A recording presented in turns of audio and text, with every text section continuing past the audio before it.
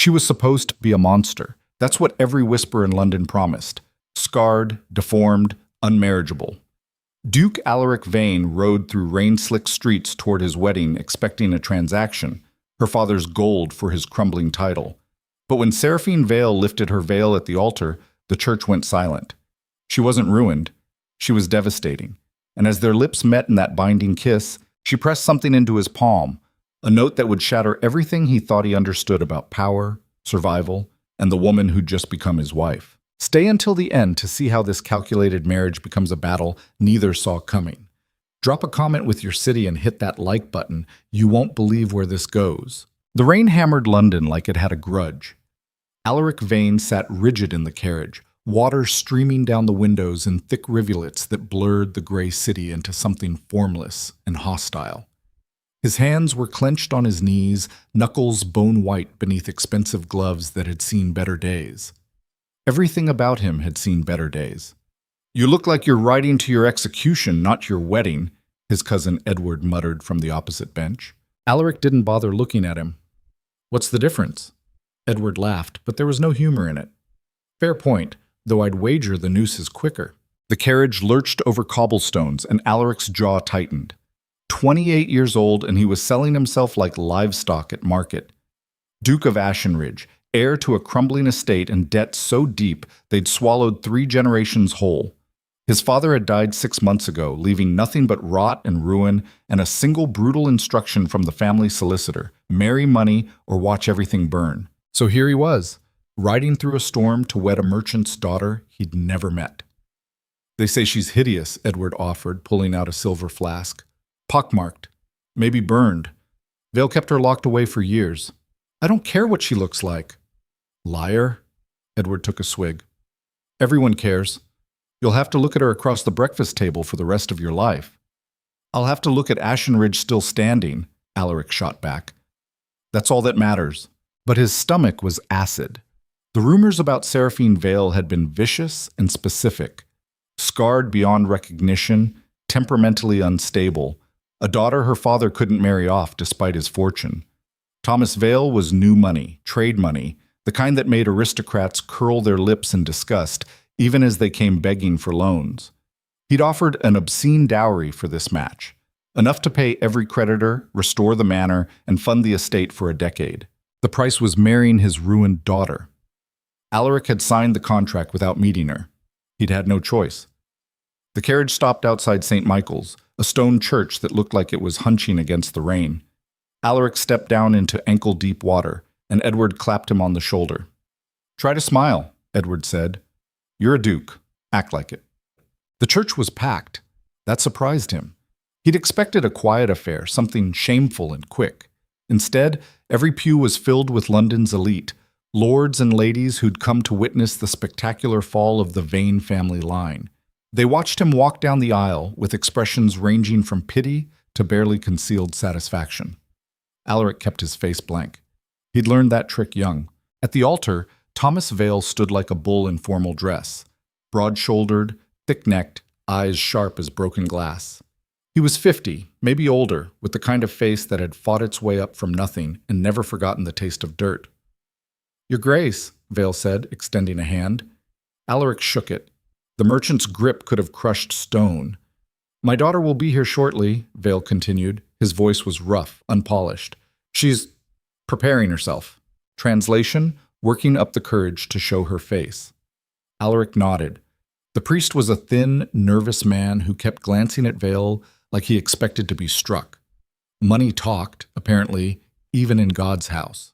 The organ wheezed to life, and the crowd shifted. She appeared at the far end of the aisle. Seraphine Vale was draped head to toe in white silk, her face completely obscured by a veil so heavy it looked like a shroud. She moved slowly, deliberately, one measured step at a time. No father walked her down. Vale had taken his place at the front, leaving her to make the journey alone. The symbolism wasn't lost on anyone. Alaric watched her approach and felt nothing. No dread, no curiosity, just the hollow certainty that this was happening, that his life was narrowing to a single point of no return. She reached the altar, stood across from him. The veil shifted slightly with her breathing. The priest cleared his throat. "Dearly beloved, Let's skip the sermon, Vale interrupted. Get to the vows. The priest paled. Mr. Vale, the ceremony is a formality. My daughter knows what she's agreeing to, so does the Duke. Vale's eyes fixed on Alaric. Don't you, Your Grace? Every head in the church turned. Alaric met Vale's stare. I know exactly what this is. Good, Vale gestured to the priest. Proceed. The vows were quick, mechanical. Alaric spoke his lines. The veiled figure across from him whispered hers. Her voice was low, steady, completely devoid of emotion. When it came time for the rings, Vale himself produced them, 2 simple gold bands that looked newly made. You may now kiss the bride, the priest said, and he sounded relieved it was almost over. Alaric reached for the veil. His hands caught the edge of the silk, and he lifted. The church inhaled as one.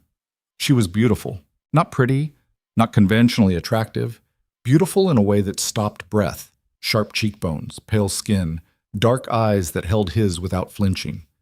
Her hair was black as coal, pinned in elaborate curls that must have taken hours. Her mouth was full, unpainted, set in a line that could have been carved from marble. There wasn't a scar on her, not a mark, not a blemish. The silence stretched. Alaric heard his own heartbeat in his ears. She tilted her head slightly and her lips curved, not a smile. Something colder. Hello, husband, she said. He kissed her because the entire church was watching. Her mouth was soft, unresponsive. But as their lips met, her hand moved, swift, practiced, and something small and folded pressed into his palm. Paper. A note. She pulled back before anyone noticed. Alaric's fist closed around it. The priest declared them man and wife. The organ played. The crowd applauded, scattered, uncertain, like they weren't sure what they'd just witnessed. Thomas Vale stepped between them, gripping both their shoulders. A toast at the house, he announced. Everyone's invited. As they turned to walk back down the aisle, Seraphine slipped her hand through Alaric's arm. Her touch was light, formal. She leaned close, and her voice was barely a whisper.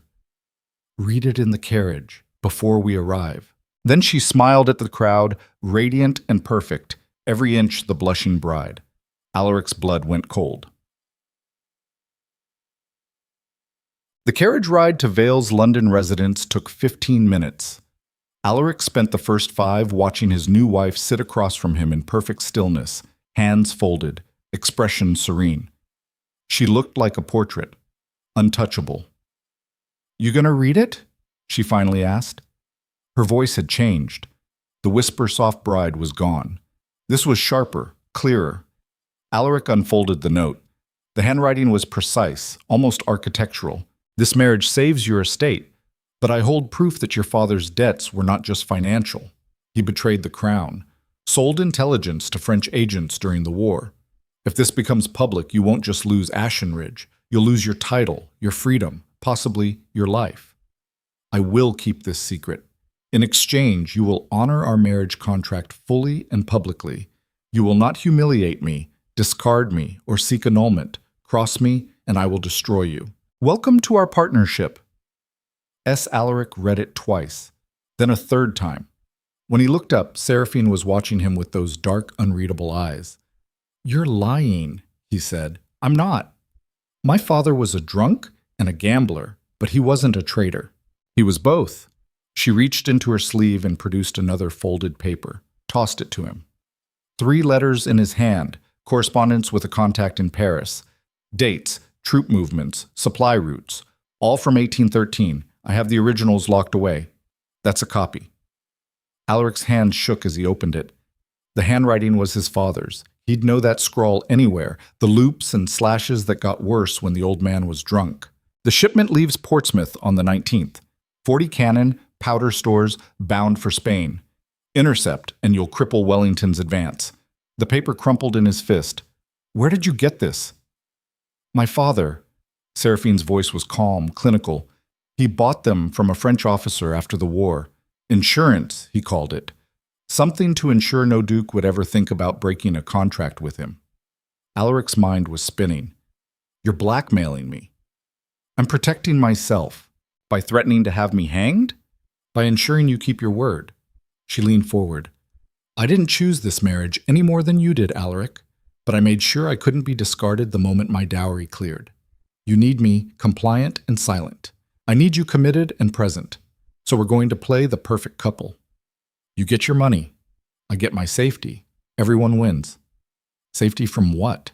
Her expression flickered. Just for a second, something showed through the armor. Fear, maybe, or exhaustion. Then it was gone. That's not your concern yet. The carriage stopped. They'd arrived at Vale's townhouse, a massive structure in Mayfair that screamed new money, all marble columns and gilt everything. Alaric could see guests already filing in through the front doors. Seraphine stood, adjusting her dress. We're going to walk in there as husband and wife. You're going to smile, dance with me, toast our future, and tomorrow we'll leave for Ashenridge and begin our life together. Clear? Alaric stood as well. He was taller than her by half a foot, but she didn't flinch. You think you've won, he said quietly. I think I've survived. She met his eyes. There's a difference. Ishak. The wedding feast was obscene. Vale had spared no expense. Tables laden with food, champagne flowing like water, musicians playing in the corner. The dining hall could have fit 100 people, and it was packed with lords and merchants mixing in uneasy alliance. Old money sneering at new money buying rounds for everyone. Alaric played his part. He smiled, shook hands, accepted congratulations from men who'd refused to loan him a shilling 6 months ago. Seraphine stayed at his side, the perfect duchess, gracious, charming, laughing at jokes he couldn't hear over the roaring in his head. She'd trapped him, completely. Your Grace. A hand on his shoulder. He turned to find Lord Pemberton, an old friend of his father's. Pemberton was 70 if he was a day, with a face like crumpled paper. May I offer my congratulations? Thank you. Pemberton leaned closer, whiskey on his breath. Your father would be proud. You've saved the family. Alaric's smile felt like glass. I hope so. Though I confess, Pemberton glanced at Seraphine, who was speaking with a cluster of ladies across the room. I'm surprised. The rumors about Miss Vale were, well, exaggerated. Clearly, Pemberton chuckled. Vale's a clever bastard. Drove her price down with gossip, then sold you a prize. You're a lucky man. Alaric watched his wife laugh at something one of the women said. Her hand touched the woman's arm, light and familiar. Like they were old friends, though Alaric knew for certain Seraphine had been kept out of society for years. She was performing, every gesture, every smile, calculated. Yes, Alaric said. Very lucky. Pemberton wandered off. Alaric grabbed a glass of champagne from a passing servant and downed it in one go. Steady, Edward appeared at his elbow. You'll need your wits tonight. Why? The marriage is done. The marriage is done. The wedding night isn't. Edward grinned. Unless you plan to sleep in separate rooms from the start? That'll get tongues wagging. Alaric hadn't thought that far. The idea of being alone with Seraphine in a bedroom, expected to consummate this farce, made his skin crawl. She'd blackmailed him, trapped him, and now he was supposed to... I need air, Alaric muttered. He pushed through the crowd toward the terrace doors. Outside, the rain had stopped, leaving the city slick and gleaming. He gripped the stone railing and breathed. Running already? He spun. Seraphine stood in the doorway, silhouetted against the warm light of the party. I needed a moment, Alaric said. You needed distance from me. She stepped onto the terrace, closing the door behind her. I understand. I'm the enemy now. You threatened to destroy me. I threatened to protect myself. She moved to the railing, keeping space between them. There's a difference. You keep saying that. Because you keep misunderstanding. Seraphine turned to face him. Do you know what it's like to be a woman with no title, no family name, no protection except money? To know that any man with the right connections could take what he wants and walk away. You had your father. My father's a businessman. He sees everything as leverage, including me. Her voice was sharp now, stripped of pretense. I've spent 5 years locked in this house while he spread rumors that I was too hideous to show in public. Do you know why? Alaric said nothing. Because 3 years ago, a man decided he wanted me. A powerful man. He made his intentions clear. He'd have me, willingly or otherwise. My father couldn't refuse him outright without risking his business. So he made me worthless, spread lies, kept me hidden, ruined my reputation before it could begin. And when that man finally lost interest, she stopped, swallowed. My father found you, a duke desperate enough to marry sight unseen, a contract too profitable to break. Who? Alaric asked. Who what? The man. Who was he? Seraphine's laugh was bitter. Does it matter? He's still out there, still powerful. And if he finds out I'm not actually scarred, not actually ruined, she met Alaric's eyes. He might decide to finish what he started. The pieces clicked. That's why you need this marriage. Not just for safety from me, from him. Now you're catching on. And the blackmail? Insurance. Seraphine's voice softened. Against you deciding I'm more trouble than I'm worth. Against you taking the money and shipping me off to some country estate where no one will notice when I disappear. Alaric stared at her. In the dim light, she looked younger, tired, the armor cracking. I'm not going to hurt you, he said. Everyone says that, right up until they do. I'm not everyone. You're a man who sold himself for money. That makes you desperate. Desperate people are dangerous. She turned back to the railing. But you're also smart enough to know I'm not bluffing. So we have an understanding. You play the devoted husband. I play the dutiful wife. And maybe if we're both very lucky, we survive this intact. Silence stretched between them. Finally, Alaric asked, What's his name, the man who hunted you? Seraphine hesitated, then Lord called her Rook. The name hit like a punch. Alaric knew Rook. Everyone did. Wealthy, connected, ruthless. A man who collected people the way others collected art. There were stories about him, whispers that polite society ignored because Rook had too much money and too many friends in Parliament. Christ, Alaric breathed. Yes. And you think marrying me will stop him? I think marrying a duke gives me a name he can't easily touch. Status, legal protection. Seraphine's jaw tightened. I think it makes me less of a target and more of a complication. And I think if he does come for me, I won't be facing him alone. You barely know me. I know you need this marriage as much as I do. I know you won't break it unless I force your hand. And I know, she turned to him, that you're the kind of man who honors contracts, even ones he hates. Alaric wanted to argue, to tell her she was wrong, that he'd find a way out, that he wouldn't be owned by anyone. But she wasn't wrong. He'd signed the contract, spoken the vows, and now he was bound by law, by debt, by the evidence she held over him. When do we leave for Ashenridge? He asked. Tomorrow. Your cousin already arranged the coach. And tonight? Seraphine's expression didn't change. Tonight we do what's expected. We share a room. We let the servants see us enter together. What happens behind closed doors is between us. You're not afraid? Of you? She studied him. No. You're angry. Maybe you hate me, but you're not violent. I can tell. How? Because violent men don't clench their fists and breathe through their noses when they're furious. They hit. She stepped closer. You're clenching right now. Alaric looked down. His hands were balled so tight his nails bit into his palms. He forced them open. I don't hate you, he said. You should. I've trapped you. You've survived. Alaric met her eyes. There's a difference. Seraphine blinked. For the first time since the altar, she looked genuinely surprised. Then the terrace door opened, and Thomas Vale filled the frame. There you are, he boomed. Guests are asking for the bride and groom. Time to dance. Seraphine's mask snapped back into place. She smiled, radiant and false. Of course, father. She took Alaric's arm, and they walked back into the light.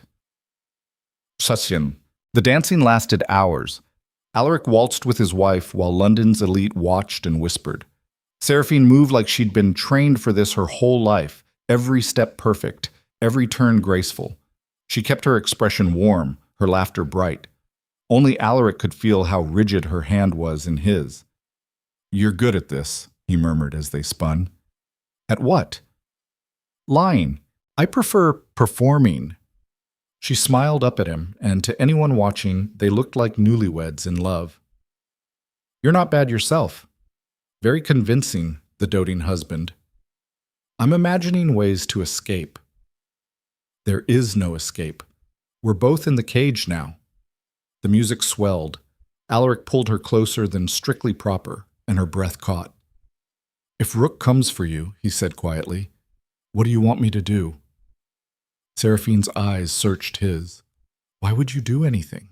Because you're my wife, and I keep my word. She didn't answer, just held his gaze until the music ended and the crowd applauded. They separated. Vale announced more toasts. The champagne kept flowing. It was nearly midnight when the party finally began to thin. Edward found Alaric slumped in a corner, tie loosened, exhaustion etched into every line. Time to take your bride home, Edward said. Well, to the guest suite Vale's prepared, you'll leave for Ashenridge in the morning. Alaric nodded. Across the room, Seraphine was saying goodbyes, every inch the gracious hostess. They met at the base of the stairs. A servant led them up 3 flights to a suite that was larger than Alaric's entire London lodgings. The bed was massive, draped in white silk. Candles burned on every surface. The door clicked shut behind them. Silence. Seraphine walked to the window, staring out at the dark city. Alaric loosened his collar, unsure where to start. I'll sleep in the chair, he finally said. Don't be ridiculous, the bed is big enough. Seraphine, we're married, Alaric. People will expect... She stopped, turned. I'm not asking you to touch me, but if the servants see you sleeping in a chair, there'll be talk, and talk makes us vulnerable. She was right. Alaric hated that she was right. He sat on the edge of the bed, unlacing his boots. Seraphine moved behind a screen to change, and he heard the rustle of fabric, the whisper of silk. When she emerged, she wore a simple white nightgown, her hair loose around her shoulders. She looked younger, more human. She climbed into bed, staying on the far side. Alaric lay down fully clothed, staring at the canopy above. Thank you, Seraphine said quietly. For what? For not making this harder than it has to be. Alaric turned his head.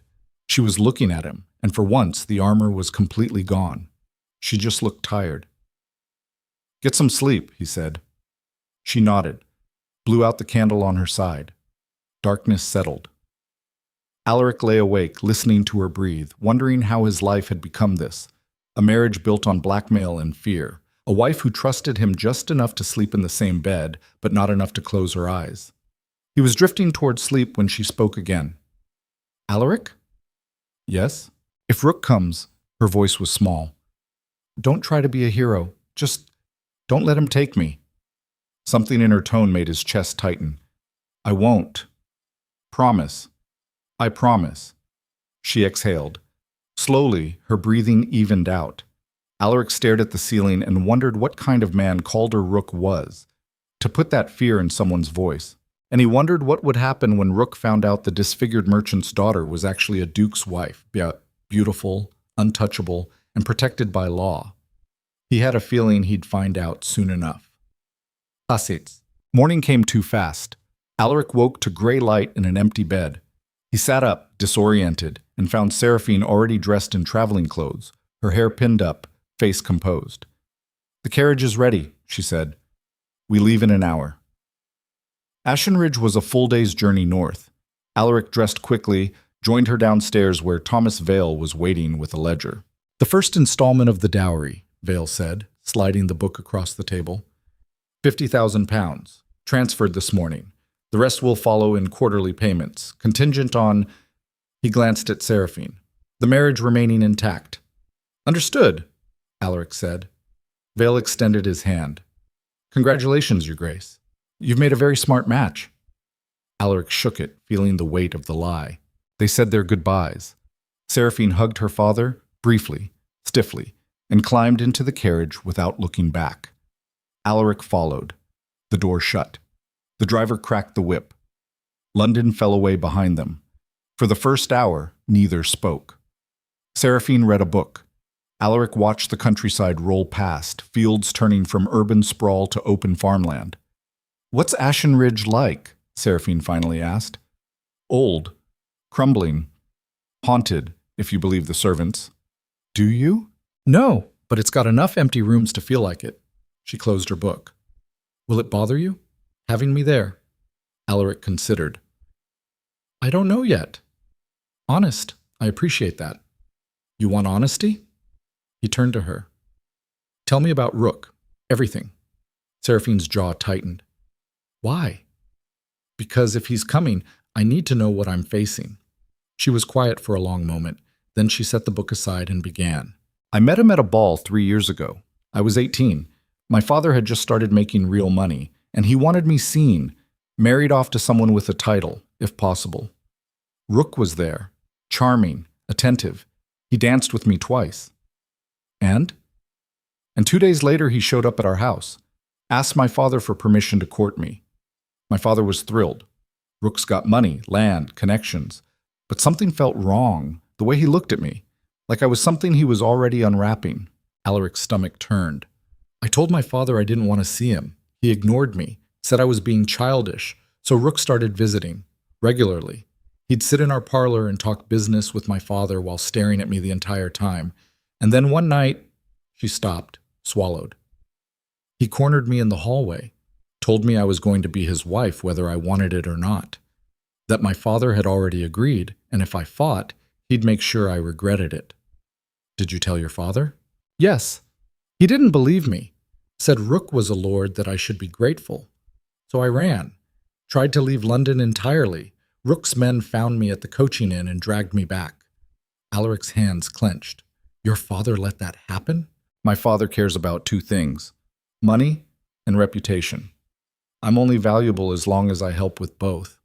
Seraphine's voice was flat. After that, he came up with the plan. Started spreading rumors I'd been in an accident, that I was scarred, unstable. Kept me inside. Rook lost interest after a few months, moved on to someone else, I assume. And I've been in that house ever since, waiting for my father to find a use for me. Until me. Until you. Alaric leaned back against the seat. He'll find out. When word spreads that the Duke of Ashenridge married a merchant's daughter, people will talk. Rook will hear. I know. And he'll come. Probably. So what's the plan? Seraphine met his eyes. We make it very, very clear that I'm your wife. That touching me means going through you, and we hope, her voice wavered, we hope that's enough. The carriage hit a rut, jostling them both. Alaric thought about the note she'd given him. The blackmail. The fear beneath the armor. She'd trapped him, yes, but she'd done it to survive, and now they were both caught in the same snare. If he comes, Alaric said slowly, we face him together. Seraphine blinked. You mean that? I keep my word. She studied him, and something shifted in her expression. Not trust, not yet, but maybe the beginning of it. Thank you, she said. The carriage rolled on. Buki-ki-gat. They reached Ashenridge just before dusk. The manor rose from the moors like a wound, gray stone, crumbling turrets, windows dark and empty. The drive was overgrown, the gates rusted. Seraphine stared. I know, Alaric said. It's not what you expected. It's exactly what I expected. She stepped down from the carriage. It's perfect. The staff, what was left of them, stood in a ragged line by the entrance, 8 people total. A housekeeper, a butler, 2 maids, a cook, and a handful of groundskeepers who looked like they'd rather be anywhere else. Your Grace, the butler said, bowing. His name was Carver, and he'd served the Vanes for 40 years. Welcome home, and welcome, Your Grace. He nodded to Seraphine. Thank you, she said. They were shown inside. The entry hall was vast, cold, and smelled of damp. Portraits of dead Vanes lined the walls, all glaring down with identical expressions of disappointment. I've prepared the Duchess's rooms, Carver said. Adjacent to yours, Your Grace. Actually, Seraphine said, I'll stay in the Duke's rooms. Carver blinked. Ma'am? We're newlyweds, she smiled. It would be strange to sleep apart. Alaric caught the calculation behind the smile. Appearances. Always appearances. Of course, Carver said. I'll have your things moved. They were left alone in the echoing hall. It's freezing, Seraphine said. The heating hasn't worked in years. Then we'll fix it. She turned to him. You have the money now. Use it. Alaric nodded. She was right. The first installment of the dowry could restore half the manor if spent wisely. A noise from above. They both looked up. A door slammed somewhere on the second floor. Wind, Alaric said. Or ghosts. You don't believe in ghosts. I didn't believe in blackmail until this morning either. Seraphine started toward the stairs. Show me our room. The Duke's chambers were in the east wing, a suite that had once been grand but now just looked sad. The bed was massive, the furniture antique. A fireplace dominated one wall and Carver had already lit it, filling the room with flickering warmth. Seraphine walked to the window. From here she could see the moors stretching endlessly, dark and wild under the fading light. It's isolated, she said. Yes. Good. She turned. If Rook comes, we'll see him from miles away.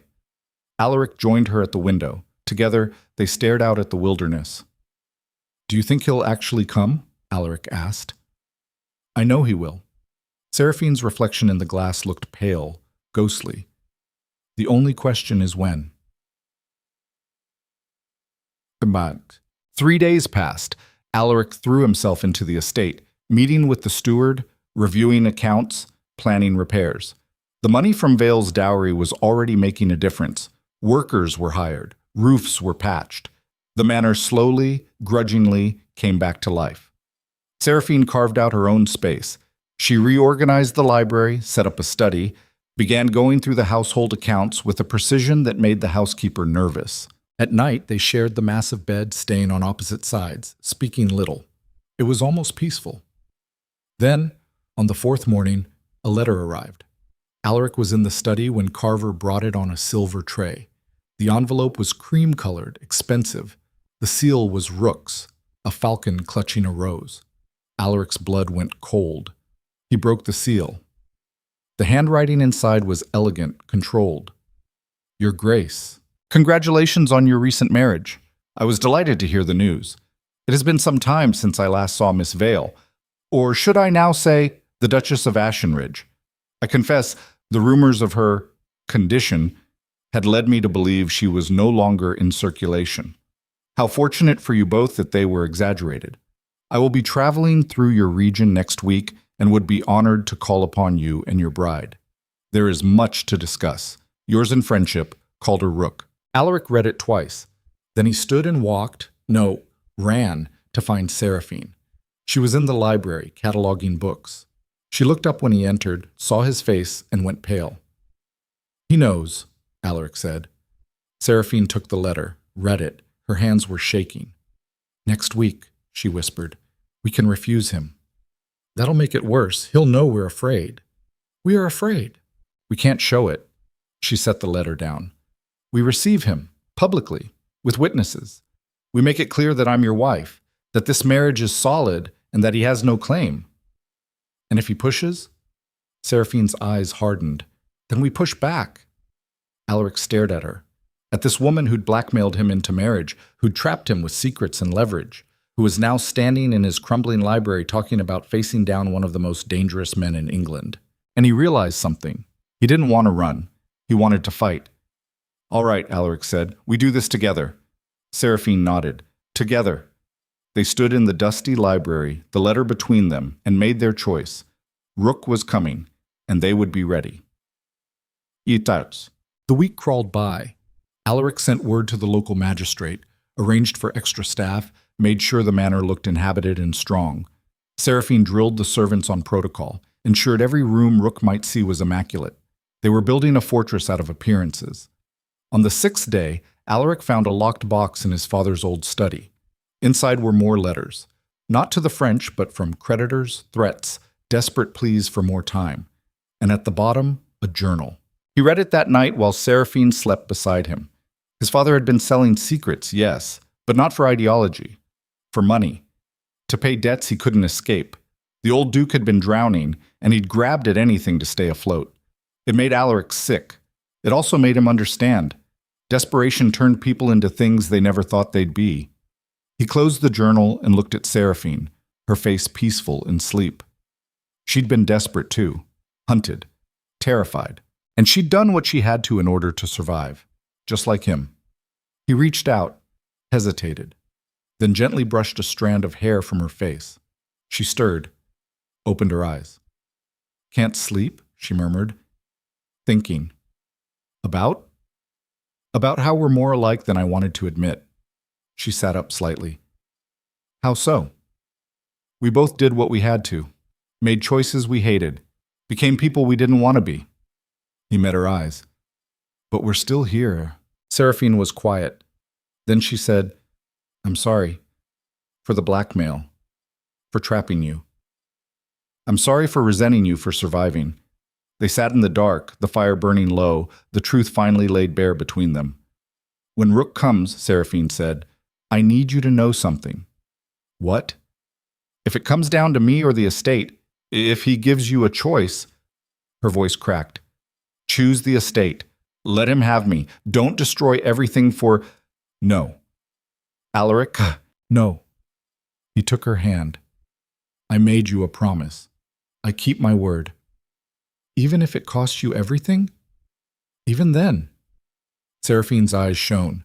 She squeezed his hand, and for the first time since their wedding, he felt something shift. Not love. Not yet. But partnership. Trust. The beginning of something real. Thank you, she whispered.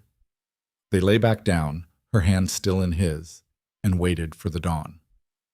Aunts. Rook arrived on a gray afternoon, riding in a coach twice the size of Alaric's, pulled by horses that probably cost more than Ashen Ridge's entire stable. Alaric and Seraphine stood on the front steps, watching him approach. Rook emerged like a predator stepping into sunlight, tall, handsome in a cold way, with blonde hair and eyes like chips of ice. He was maybe 40, immaculately dressed, smiling. Your Grace, he called, approaching with outstretched arms. What a magnificent estate! And you must be the Duchess. His gaze fixed on Seraphine. My God, the rumors truly were exaggerated. Seraphine's hand tightened on Alaric's arm. Lord Rook, Alaric said, welcome to Ashen Ridge. The pleasure is mine. Rook's eyes never left Seraphine. I confess I had to see for myself. When I heard you'd married Thomas Vale's daughter, I was surprised. Life is full of surprises, Seraphine said. Rook's smile widened. Indeed. Shall we go inside? I'm eager to catch up. They led him to the drawing room. Tea was served.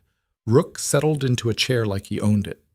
I must say, Rook began, this is quite the unexpected turn.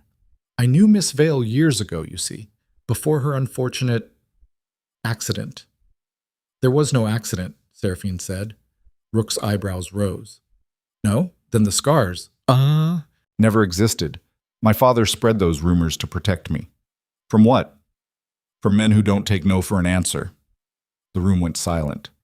Rook's smile didn't falter, but something cold moved behind his eyes. How fascinating, he said. And now you're a duchess, protected by title and law. How very convenient. Convenient for whom? Alaric asked. Rook turned to him. For her, naturally. A merchant's daughter with no prospects, suddenly married to a duke. One might almost call it calculated. One might call it a good match, Alaric said evenly. Indeed, though I wonder. Rook leaned forward. Does your husband know the full story, my dear? About why those rumors were necessary? Seraphine met his gaze. He knows everything. Does he? How refreshing. Most husbands prefer ignorance. Rook sipped his tea. Tell me, Your Grace, do you know why Thomas Vale was so desperate to marry off his daughter? Why he'd accept a bankrupt duke over, say, a wealthy lord with no debts?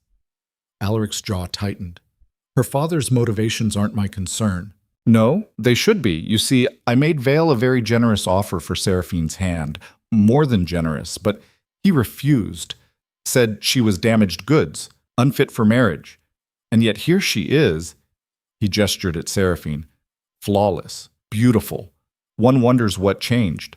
I did, Seraphine said. I refused you, and my father respected that. Rook laughed. It was an ugly sound. Your father respects nothing but money, and I have more than enough to make him reconsider. The marriage contract is signed, Alaric said, legal and binding. Contracts can be broken. Rook set down his teacup. Especially when there's evidence of irregularities.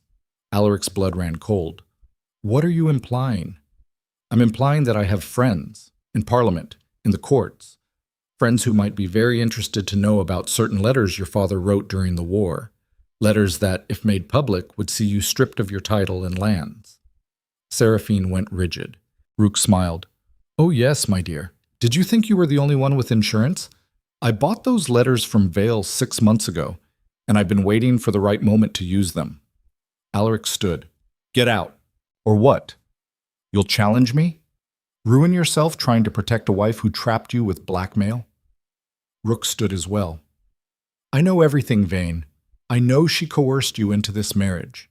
I know you hate her, and I know that if I offer you a way out, freedom from her threats, enough money to rebuild this ruin without her father's help, you'll take it. You're wrong. Rook's expression hardened. Am I? Then prove it. Tell me you married her for love, not money. Tell me she didn't force your hand. Tell me, he stepped closer, that you'd give up everything to keep her. Alaric looked at Seraphine. She was pale, trembling, waiting for him to confirm Rook's words, to choose the estate over her, to walk away. And Alaric realized this was the moment, the choice that would define everything. He could save himself, take Rook's offer, be free, or he could keep his word. He turned back to Rook. I married Seraphine because she's brilliant, brave, and stronger than anyone I've ever met. She didn't trap me. She saved me. And if you think I'd trade her for anything, you don't know me at all. Seraphine's breath caught. Rook's smile vanished. You're a fool. Maybe, but I'm a fool who keeps his promises. Rook's hand moved to his coat, toward a pistol, Alaric realized too late. I wouldn't. Carver stood in the doorway, flanked by 2 groundskeepers. All 3 held rifles. Lord Rook, I believe it's time you left. Rook froze, looked at Alaric. This isn't over. Yes, Alaric said. It is. You have no power here. My wife is under my protection, and if you come near her again, I'll make sure every person in England knows exactly what kind of man you are. Rook's face twisted. You have no proof. I have her word. That's enough. For a long moment, Rook stared. Then he straightened his coat, smiled coldly, and walked to the door. Enjoy your poverty, Vane, and your whore of a wife. He was gone before Alaric could move. The front door slammed. Silence. Then Seraphine collapsed into a chair, shaking. Alaric knelt beside her. It's over. He's gone. He'll come back. With those letters. He'll destroy you. Let him try. Alaric took her hands. Seraphine, look at me. She did. Her eyes were wet. I meant what I said. You didn't trap me. You gave me a reason to fight. I ruined you. You saved me. He cupped her face. And I'm not letting him take you. Not now. Not ever. Seraphine broke. She pulled him close, buried her face in his shoulder, and sobbed, great shaking gasps that sounded like years of terror finally breaking free. Alaric held her. And somewhere in that crumbling manor, with threats looming and ruin still possible, something new took root. Not love. Not yet. But the beginning of it. That night, they didn't sleep on opposite sides of the bed. Seraphine curled against Alaric's chest, her breathing finally steady, and he wrapped his arms around her like he could shield her from the world. What happens now? She whispered. We fight. Together. He has the letters. Then we'll find a way to destroy them, or discredit him, or... Alaric paused. We stop caring. Let him publish them. Face the consequences. Rebuild anyway. You'd do that? For you? Yes. Seraphine lifted her head. In the firelight, her face was soft, open. I don't deserve you, she said. You deserve better. She kissed him. It was soft, tentative. Nothing like the performance at the altar. This was real, uncertain and fragile, and entirely theirs. When they broke apart, Alaric rested his forehead against hers. We're going to survive this, he said. Promise? I promise. Outside, the moors stretched dark and endless, and somewhere in the night, Calder Rook was already planning his next move. But inside Ashen Ridge Manor, in a bed that had seen generations of Vanes rise and fall, a duke and his duchess held each other close and chose to fight. The kiss lingered between them like a question neither knew how to answer. When Seraphine finally pulled back, Her lips were swollen, her breathing uneven. Alaric's hand was still tangled in her hair, and for a moment they just stared at each other in the firelight, the weight of what they'd just done settling over them like ash. "That was," Seraphine started. "A mistake," Alaric finished. Her expression shuddered. "Right, of course. No, I mean—" He caught her wrist as she tried to pull away. "I mean, it changes things. Makes this real. It was always real. Not like this." His thumb pressed against her pulse point. He could feel it racing. "Before we were playing parts, now we're—" "What?" "In love." She laughed, bitter. "Don't confuse gratitude with affection, Alaric. You stood up to Rook. I'm grateful. That's all this is." "Is it?" She wrenched her hand free. "Yes, it has to be." "Why?" "Because if it's more than that, he wins." Alaric sat up. "How does Rook win if we—" "Because then he'll know exactly how to destroy you." Seraphine climbed out of bed, pacing to the window. The moonlight turned her nightgown translucent. "He already suspects you care. If he's certain, he'll use me to tear you apart piece by piece." "Let him try. You say that now, but when he publishes those letters, when your name is dragged through Parliament, when every door in England slams in your face—" She spun to face him. "You'll remember that you chose this, chose me, and you'll hate me for it." "I won't." "You will. Everyone does." The words hung there, raw and true. Alaric saw it then. The real fear beneath the armor. Not that Rook would come for her. That Alaric would realize she wasn't worth the cost. He crossed the room in 3 strides. Gripped her shoulders. "Listen to me. I made a choice tonight. Not because I'm stupid or noble or in love, though, God help me, I might be heading there, but because you're my wife. And I protect what's mine." Seraphine flinched. "I'm not a possession." "No, you're a partner, and partners don't run when things get hard." "Even when running would save you?" "Especially then." She searched his face, looking for the lie.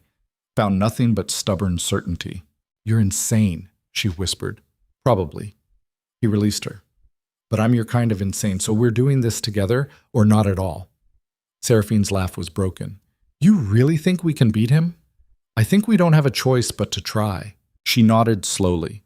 Then she moved back to the bed, climbing in without another word. Alaric followed, and this time, when she pressed against his side, there was no hesitation, just the shared warmth of 2 people clinging to something neither fully understood. "What's the plan?" she asked into the darkness.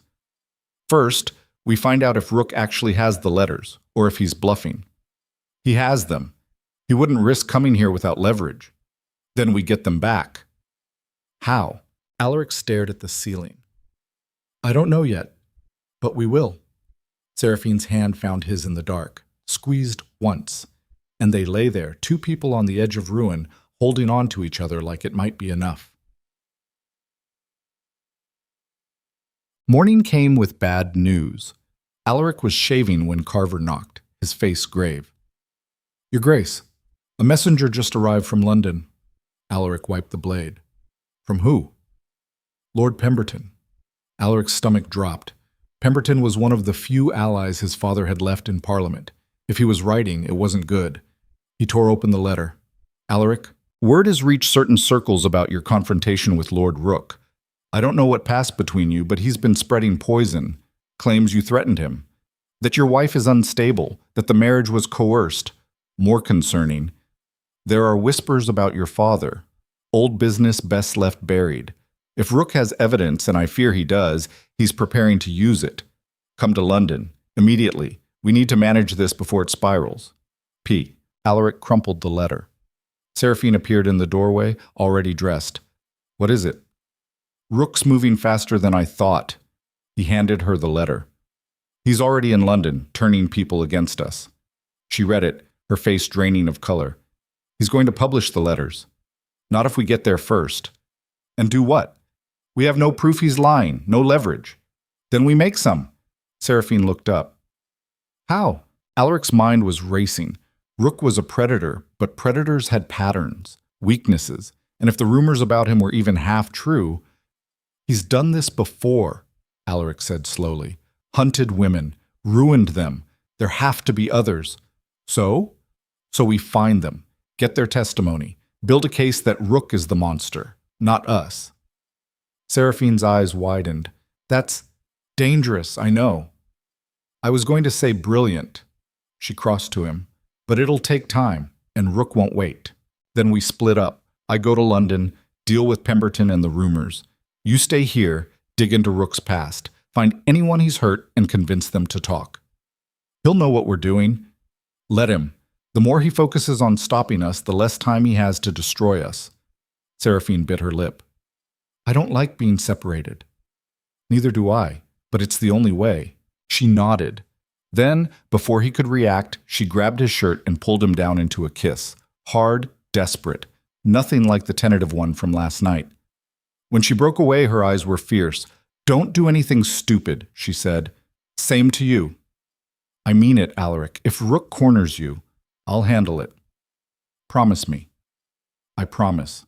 She let him go, stepped back, and Alaric saw the fear she was trying to hide. I'll write every day, he said. I'll actually read them this time. He almost smiled. Then he grabbed his coat and headed for the door. London was a different beast in autumn. The city smelled like smoke and rot, the streets choked with carriages and bodies. Alaric's coach crawled through the crush, every minute feeling like an hour. He went straight to Pemberton's townhouse. The old lord was waiting in his study, whiskey already poured. You look like hell, Pemberton said. Feel worse. Alaric took the glass. How bad is it? Bad. Rook's been at his club every night telling anyone who'll listen that you married a madwoman who tricked you into signing over your estate, that you're unstable, that the whole thing was a Vale family scheme. That's insane. Doesn't matter. People love a scandal. Pemberton leaned back. And there's more. He's hinting at something bigger, something about your father. Alaric's grip tightened on the glass. He told you? No, but he doesn't have to. Half of Parliament remembers the debts, the gambling. If Rook has proof your father did something criminal, treason, Alaric said flatly. Pemberton went pale. Christ. My father sold intelligence to the French during the war. I have the letters. Rook has copies. Then you're finished. Not yet. Alaric drained the whiskey. Rook's a predator. He's done this before. Targeted women. Ruined them. If we can prove a pattern, discredit him before he can use the letters. You're talking about going to war with one of the wealthiest men in England. I'm talking about survival. Pemberton studied him. You've changed. Marriage agrees with you. Marriage is the only thing keeping me sane. Do you love her? Alaric hesitated. I don't know. But I'd burn the world down before I let Rook have her. Pemberton whistled low. That's close enough. He stood, moved to a cabinet, pulled out a stack of papers. I did some digging after your letter. Rook's been careful, but he's not invisible. 3 women in the last 5 years, all from merchant families, all young, all vanished from society after Rook showed interest. Vanished how? Married off to distant estates, sent to the continent. One died, officially a fall, but the timing was suspicious. Alaric's blood turned cold. Names? Lady Catherine Grey, Miss Annabel Harding, and a Miss Lily Thorne. Are any of them still in England? Grey's in Scotland, Harding's in France, but Thorne, Pemberton checked his notes, is in Bath. Married to a minor baronet, keeps a low profile. I need to talk to her. She won't want to, if Rook finds out. Let me worry about Rook. Alaric grabbed the papers. Anything else? Just this. Pemberton handed him a final sheet. Rook's scheduled to address Parliament next week. Closed session, but word is he's bringing evidence of treasonous activity in the peerage. That's you, Alaric. He's going to destroy you publicly. Then I have 6 days to stop him. You'll need more than testimony from frightened women. I'll get it. Alaric headed for the door. Alaric. Pemberton's voice stopped him. If this goes wrong, if Rook wins, you'll lose everything. Title, land, possibly your life. Are you sure she's worth it? Alaric didn't hesitate. Yes. Mac. He wrote to Seraphine that night from his London lodgings, a cramped room above a tavern that smelled like stale beer and regret. Yes, Rook's moving faster than we thought. He's addressing Parliament in 6 days with evidence against my father. I'm going to Bath tomorrow to find one of his victims, a woman named Lily Thorne. If I can get her to talk, we might have a chance. How are things at Ashenridge? Have you found anything? Be careful. And don't trust anyone who isn't Carver. A. He sealed it, sent it with the morning post, and spent the rest of the night staring at the ceiling, wondering if he'd just signed his own death warrant. Bog. Bath was 2 days by coach.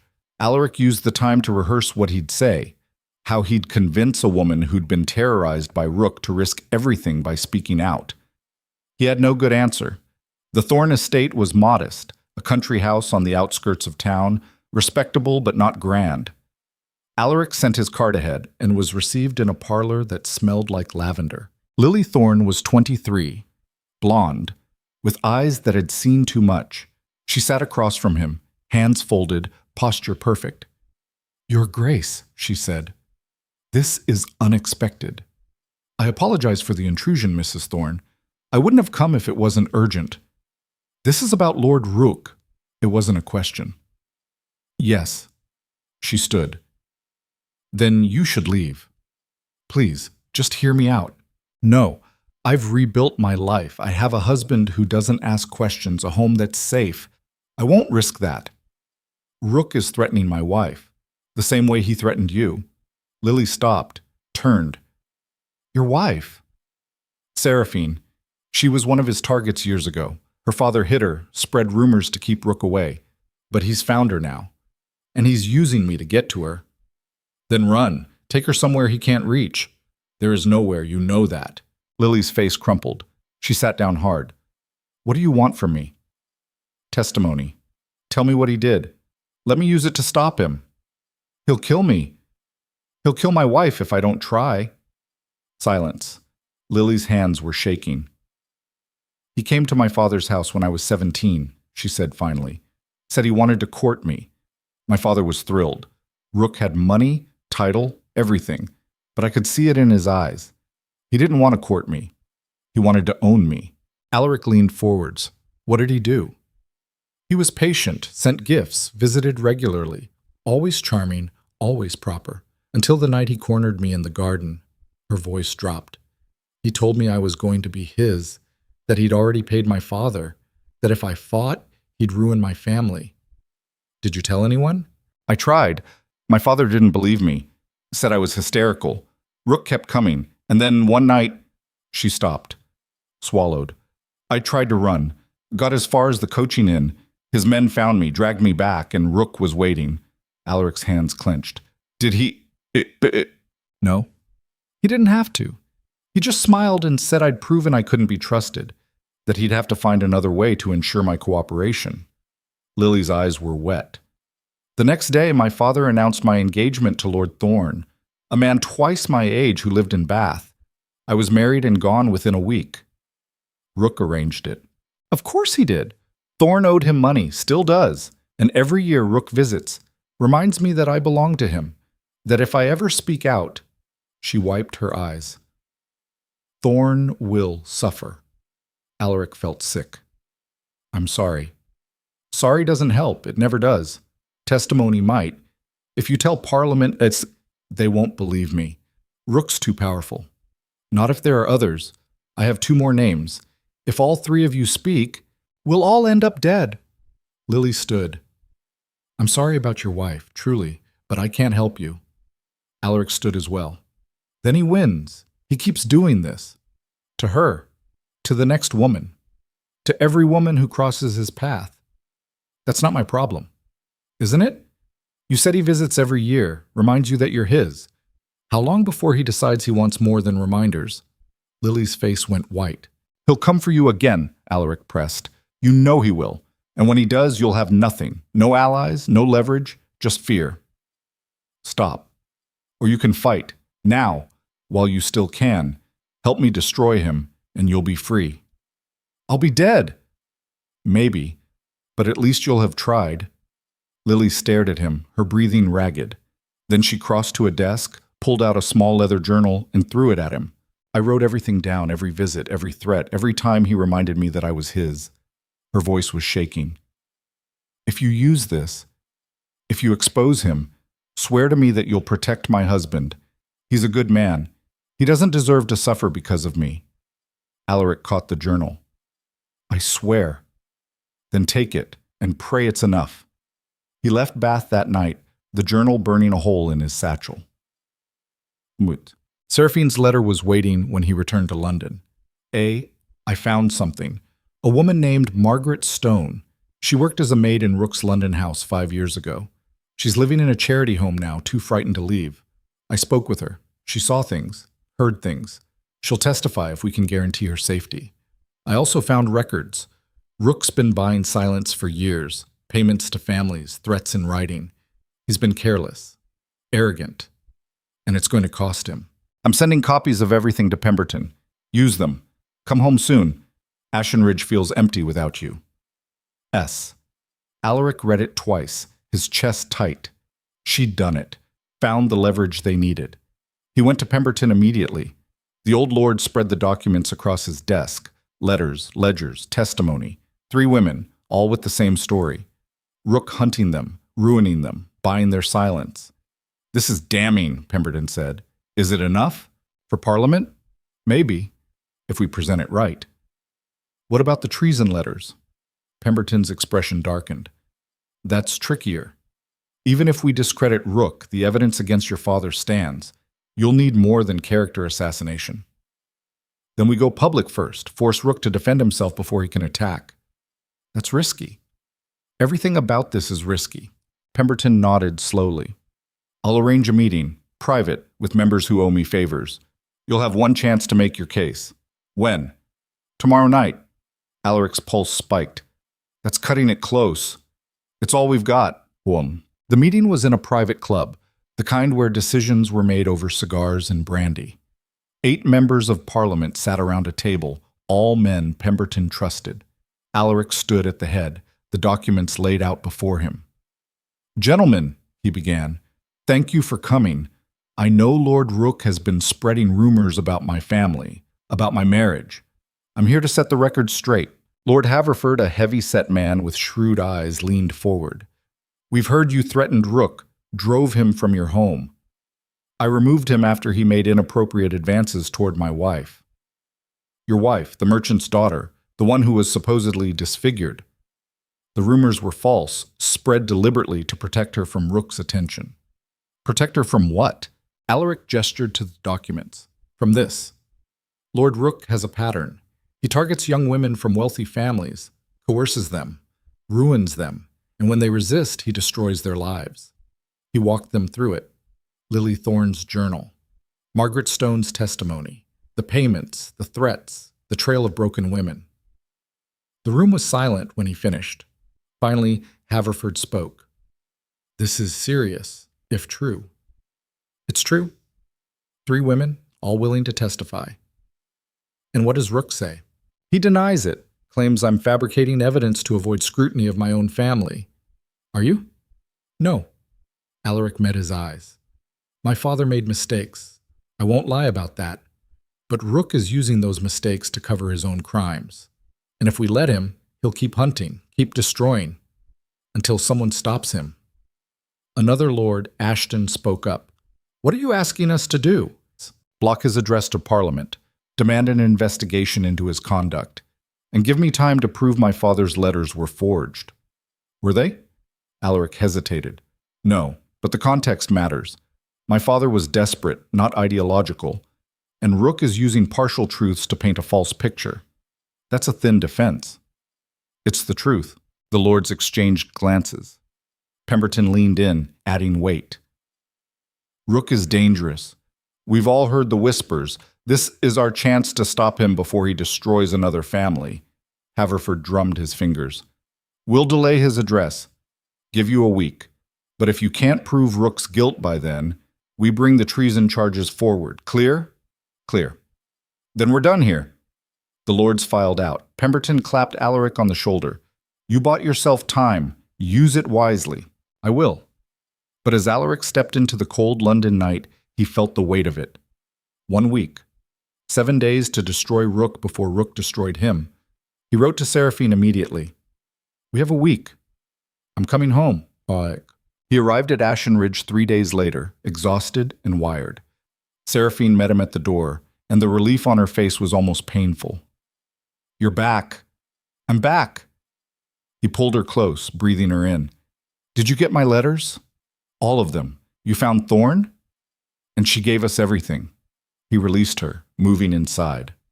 Pemberton's delaying Rook's address. "We have 7 days, well, 4 now, to make our case. And then? Then we either win or we lose everything." Seraphine's jaw set. "We won't lose." "You sound certain." "I am, because I found something else." She led him to the study, where documents were spread across every surface. "Rook's been sloppy. He pays for silence, but he doesn't destroy the evidence. I found bank records, letters, enough to prove he's been doing this for a decade." Alaric stared. "How did you get these?" "I may have broken into his London house." "You what?" "It was empty. He's in the country, and I had help. Carver knows a man who knows a man." She smiled grimly. "Rook's vaults aren't as secure as he thinks." Alaric didn't know whether to kiss her or throttle her. That was insane. It was necessary. If he'd caught you, he didn't. And now we have everything we need. She picked up a ledger. Payments to 15 different families over 10 years, all daughters, all silenced, all terrified. 15. Alaric felt sick. At least, there might be more. "We need to get this to Pemberton, now." "Already done. I sent copies yesterday." Alaric stared at her. This woman who'd blackmailed him into marriage was now risking her life to save it. "You're terrifying," he said. "I know. And brilliant. I know that too." She stepped closer. "Are we going to win this?" "I don't know, but we're going to fight like hell." She nodded. Then she kissed him, fierce and desperate, and he kissed her back like it might be the last time. There. 2 days later, a letter arrived. Rook's handwriting. "Vane, I know what you're planning. The women you've contacted, the documents you've stolen. You think you can bury me in scandal before I bury you in truth. You're wrong. I will be at Ashen Ridge tomorrow at dusk, alone. We will settle this face to face. If you refuse, I will publish every letter your father ever wrote and ensure your wife suffers for your cowardice. This ends tomorrow." Alaric read it, his hand shaking. Seraphine looked over his shoulder. "It's a trap." "I know." "You can't go." "I have to." "Alaric, he's right. This has to end." He turned to her. "But not the way he thinks." "What are you planning?" "I'm planning to make sure that when Rook comes tomorrow, he walks into a room full of witnesses." Seraphine's eyes widened. "You're going to ambush him. I'm going to expose him in front of everyone who matters. That's dangerous." "I know." He gripped her shoulders. "But it's the only way. We get him on record, threatening us, admitting what he's done, and we make sure Parliament hears every word.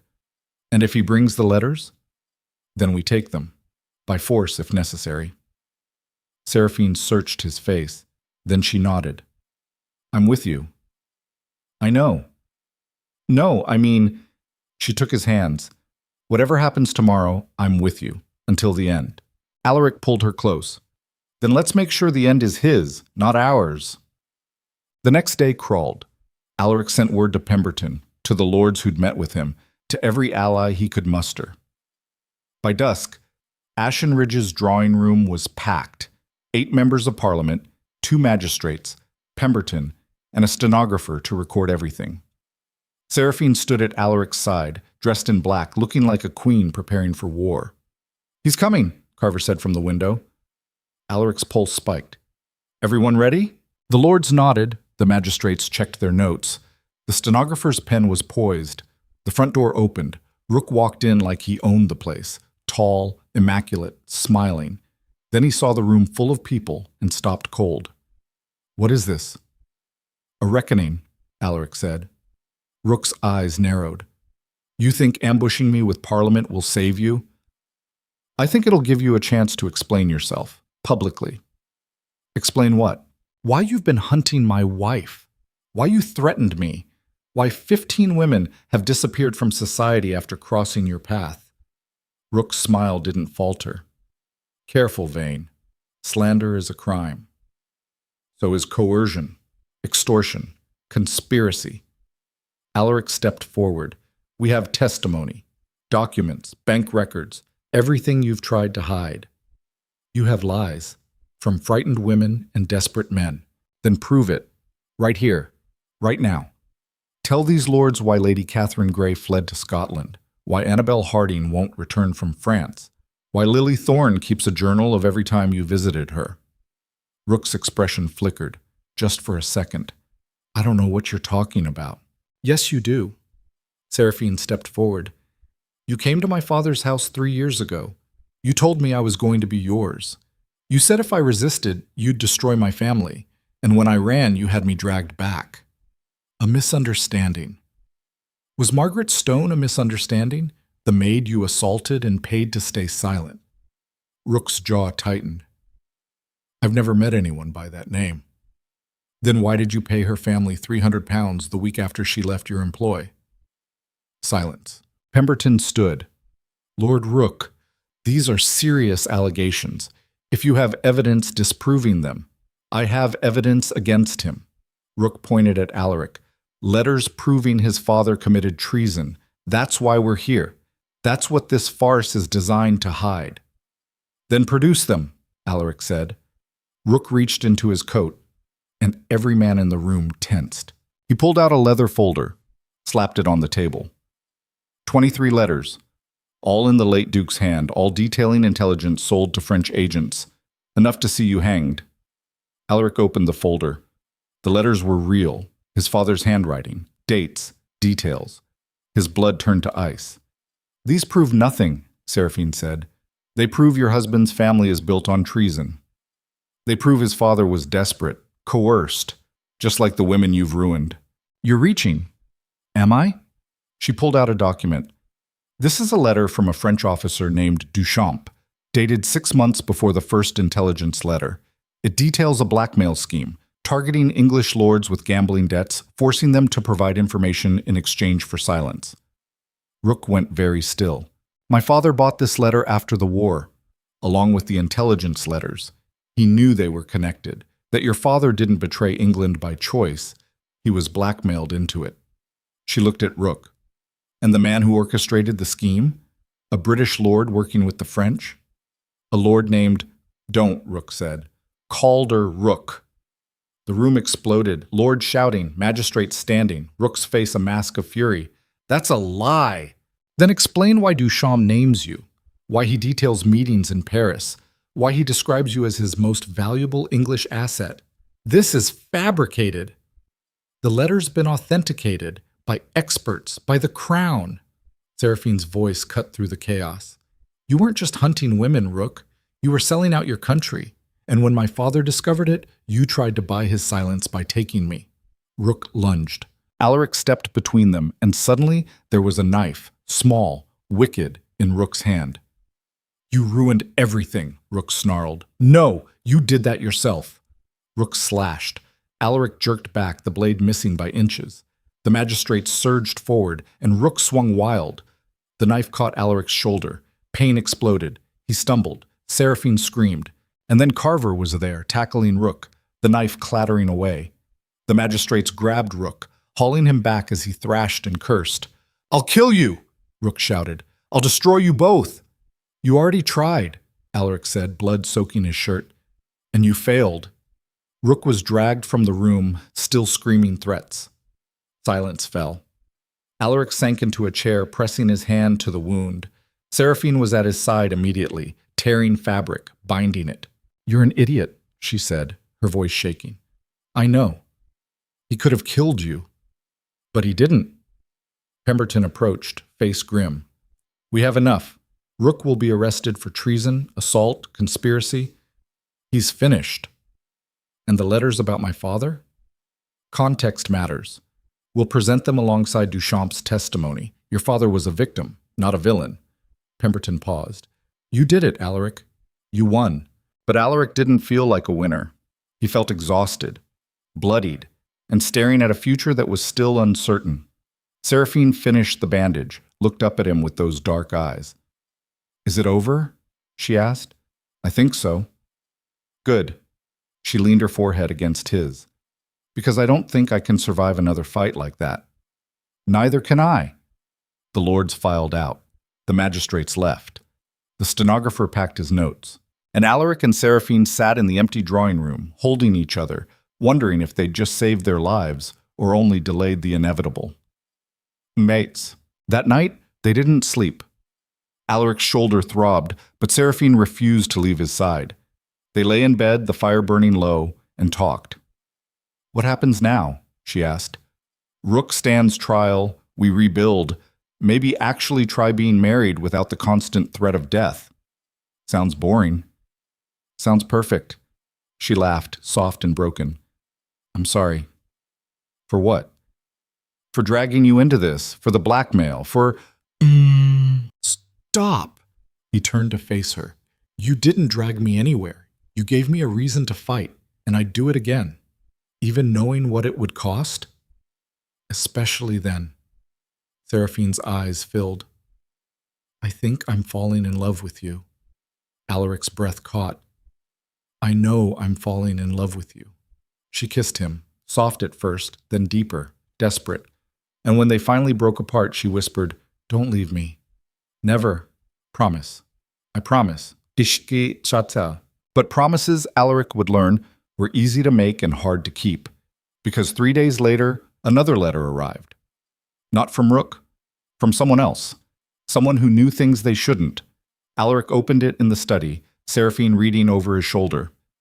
Lord Vane, congratulations on your victory over Rook. Impressive. Though I wonder, do you truly believe this is over? Rook was careless, arrogant, but he was also useful. And now that he's fallen, certain interests require new management. You've proven yourself capable, resourceful, and most importantly, desperate enough to be controlled. I will contact you soon with instructions. Follow them, and your secrets remain buried. Refuse, and everything you fought for burns. Welcome to the game. A friend. The letter wasn't signed. No seal, no identifying marks. Just a threat wrapped in silk. Alaric's hands shook as he read it again. Who is this? Seraphine whispered. I don't know. What do they want? The same thing Rook wanted. Control. We just got free. I know. Seraphine grabbed the letter, crumpling it. We're not doing this again. We're not being owned. Then we fight. Against who?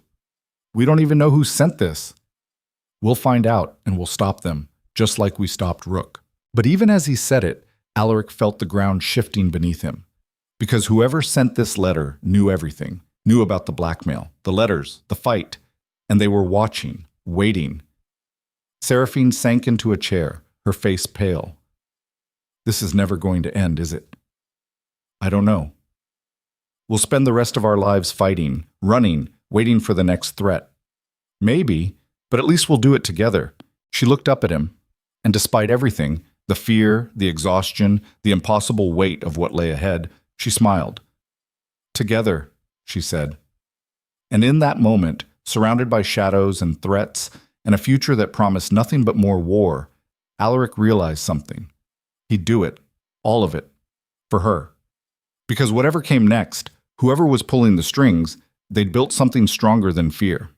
They'd built trust, and that, he thought, might just be. The crumpled letter sat on Alaric's desk like a coiled snake.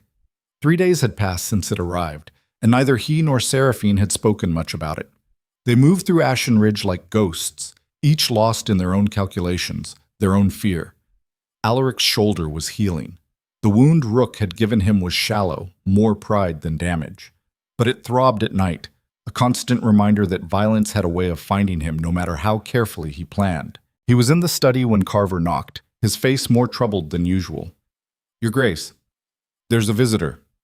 Alaric looked up. Who? He wouldn't give his name, just said you'd want to see him. Every instinct screamed danger.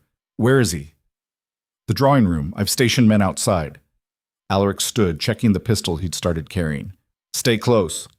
They moved through the manor together. Seraphine appeared from the library, her expression sharp. Who is it? She asked. Don't know yet. Stay back. Absolutely not. He didn't have time to argue. They reached the drawing room and Carver opened the door.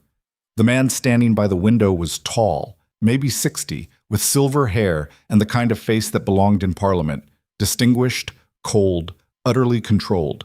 He wore expensive clothes, no family crest visible.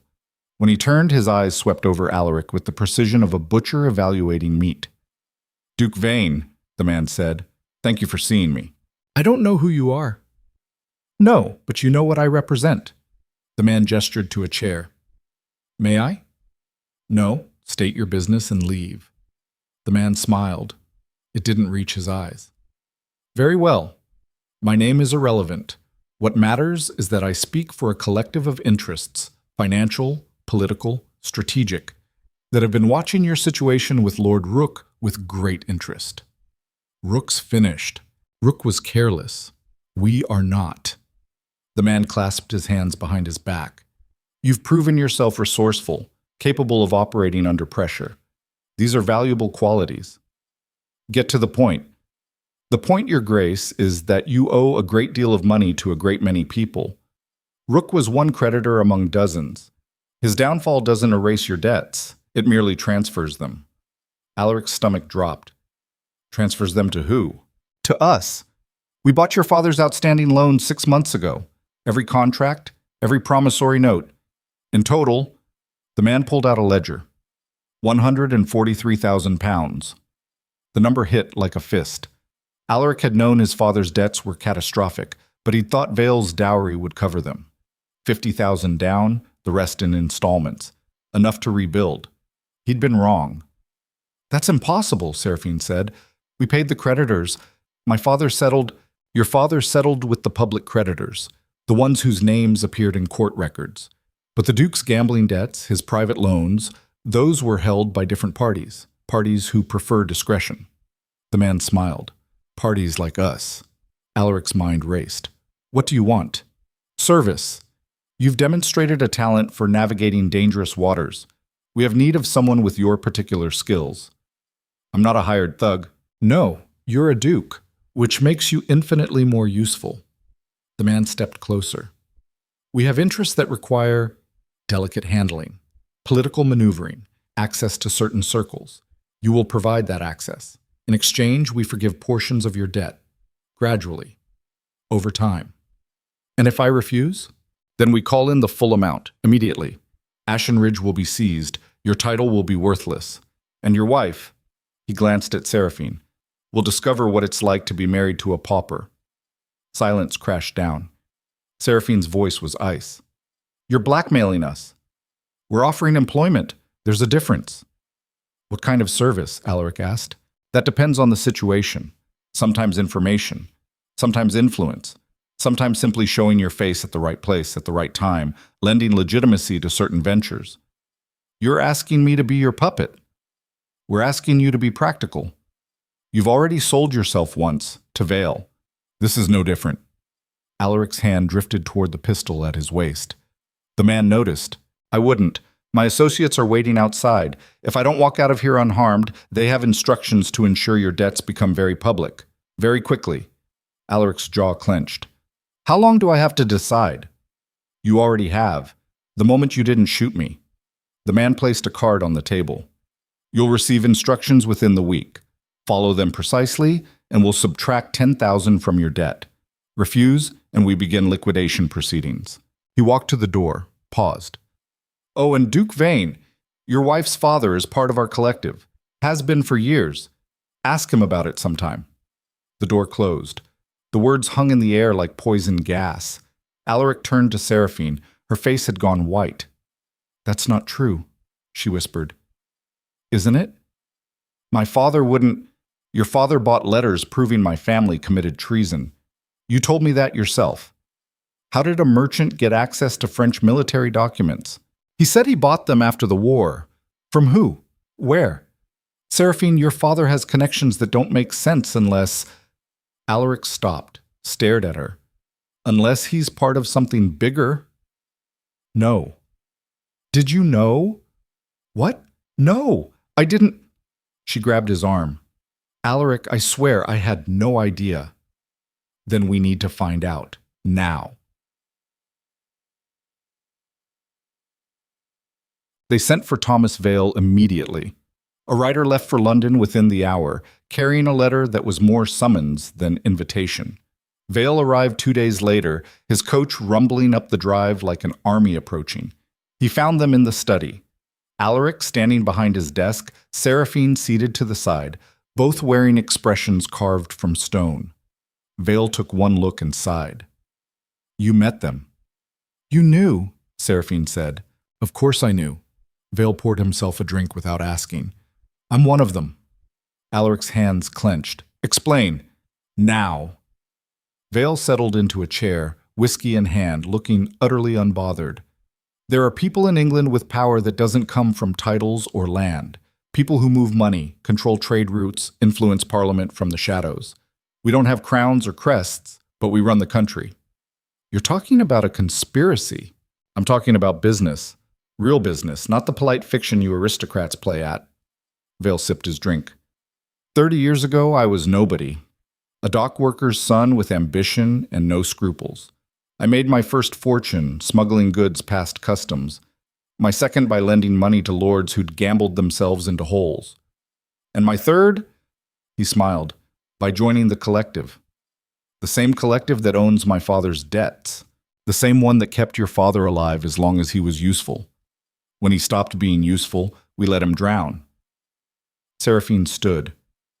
You told me you bought those letters to protect me, that you spread rumors about me to keep Rook away. Was any of that true? Parts of it. Rook was a problem, but he was also one of ours until he got sloppy. The rumors about you were insurance. Against him, yes, but also against anyone else who might have interfered with my plans for you. Plans?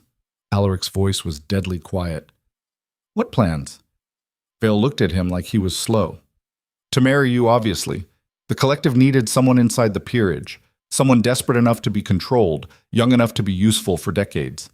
You were perfect. You arranged this. Alaric felt the ground tilting. The marriage, the dowry, all of it. I facilitated it. The collective approved it. Vale gestured with his glass. Seraphine's dowry wasn't my money. It was theirs, an investment in you. Seraphine's voice shook. You sold me. I positioned you. There's a difference. You used me as bait. I gave you a title. Vale's voice cracked like a whip. You were a merchant's daughter with no prospects except becoming some lord's mistress. Now you're a duchess. You should be thanking me. Thanking you? Seraphine laughed, wild and broken. You turned my life into a transaction. Everything's a transaction. Love, marriage, loyalty, all bought and sold. I just made sure you got a good price. Alaric moved around the desk. Get out. Vale didn't budge. You don't dismiss me, boy. I own you. The collective owns you. And unless you want to lose everything, you'll do exactly what they tell you. I said get out. Or what? You'll shoot me. Go ahead. My death triggers a clause that accelerates all your debts. You'll be bankrupt by morning. Alaric's hand was on his pistol. Every fiber of his being screamed to pull it, to put a bullet between Vale's smug eyes. But the bastard was right. He was trapped. They both were.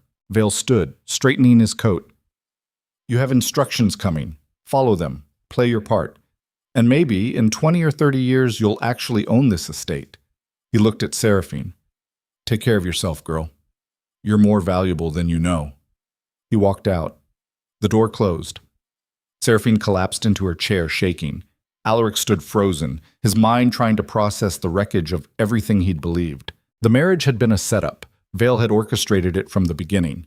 The blackmail, the letters, even Seraphine herself, all pieces on a board Alaric hadn't known existed. He looked at his wife. She was staring at nothing, her face blank with shock. Did you know? He asked quietly. What? Did you know your father was using you as leverage? That this marriage was planned? Her head snapped up. You think I was part of this? Were you? Go to hell. Answer the question. No, I didn't know. She stood, fury blazing. I thought I was protecting myself. I thought the blackmail was my idea, but he... Her voice broke. He let me think that. Let me believe I had control. When all along... when all along he was controlling both of us. The words settled between them like ash. Alaric moved to the window.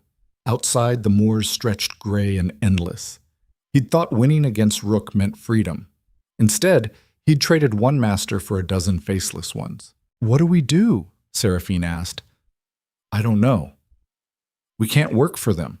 If they're the same people who used my father, who controlled Rook, we don't have a choice. There's always a choice. Not when the choice is obedience or ruin." Alaric turned to her. "They own us, Seraphine, completely. Then we run. Leave England, go somewhere they can't reach. There is nowhere. You heard your father. These people have reach, money, power. We'd be hunted. So we just give up? Become their servants? We survive. That's what we do. We survive until we find a way out." Seraphine's laugh was bitter. "You sound like me. When I was trapped by Rook, telling myself that submission was just temporary, that I'd find an escape eventually. But you never do, Alaric. The cage just gets smaller." He wanted to argue, couldn't, because she was right. De Mats. The instructions arrived 3 days later. A single sheet of paper, delivered by a courier who vanished before Alaric could question him. "There is a vote in Parliament next month regarding trade restrictions with the East India Company. You will speak in favor of loosening those restrictions. Your speech has been prepared. Memorize it. Deliver it convincingly. Failure is not acceptable." Attached was a 10-page speech, every word chosen to benefit merchants and traders at the expense of oversight and accountability. It was a blueprint for corruption, dressed in the language of economic freedom. Alaric read it twice, his stomach turning. "They want me to help them break the law," he said. Seraphine looked over his shoulder. "It's not technically illegal, just morally bankrupt. If I give this speech, I'm complicit. I'm helping them exploit. I know what you're helping them do. But if you refuse, we lose everything. So we're really doing this, becoming their tools.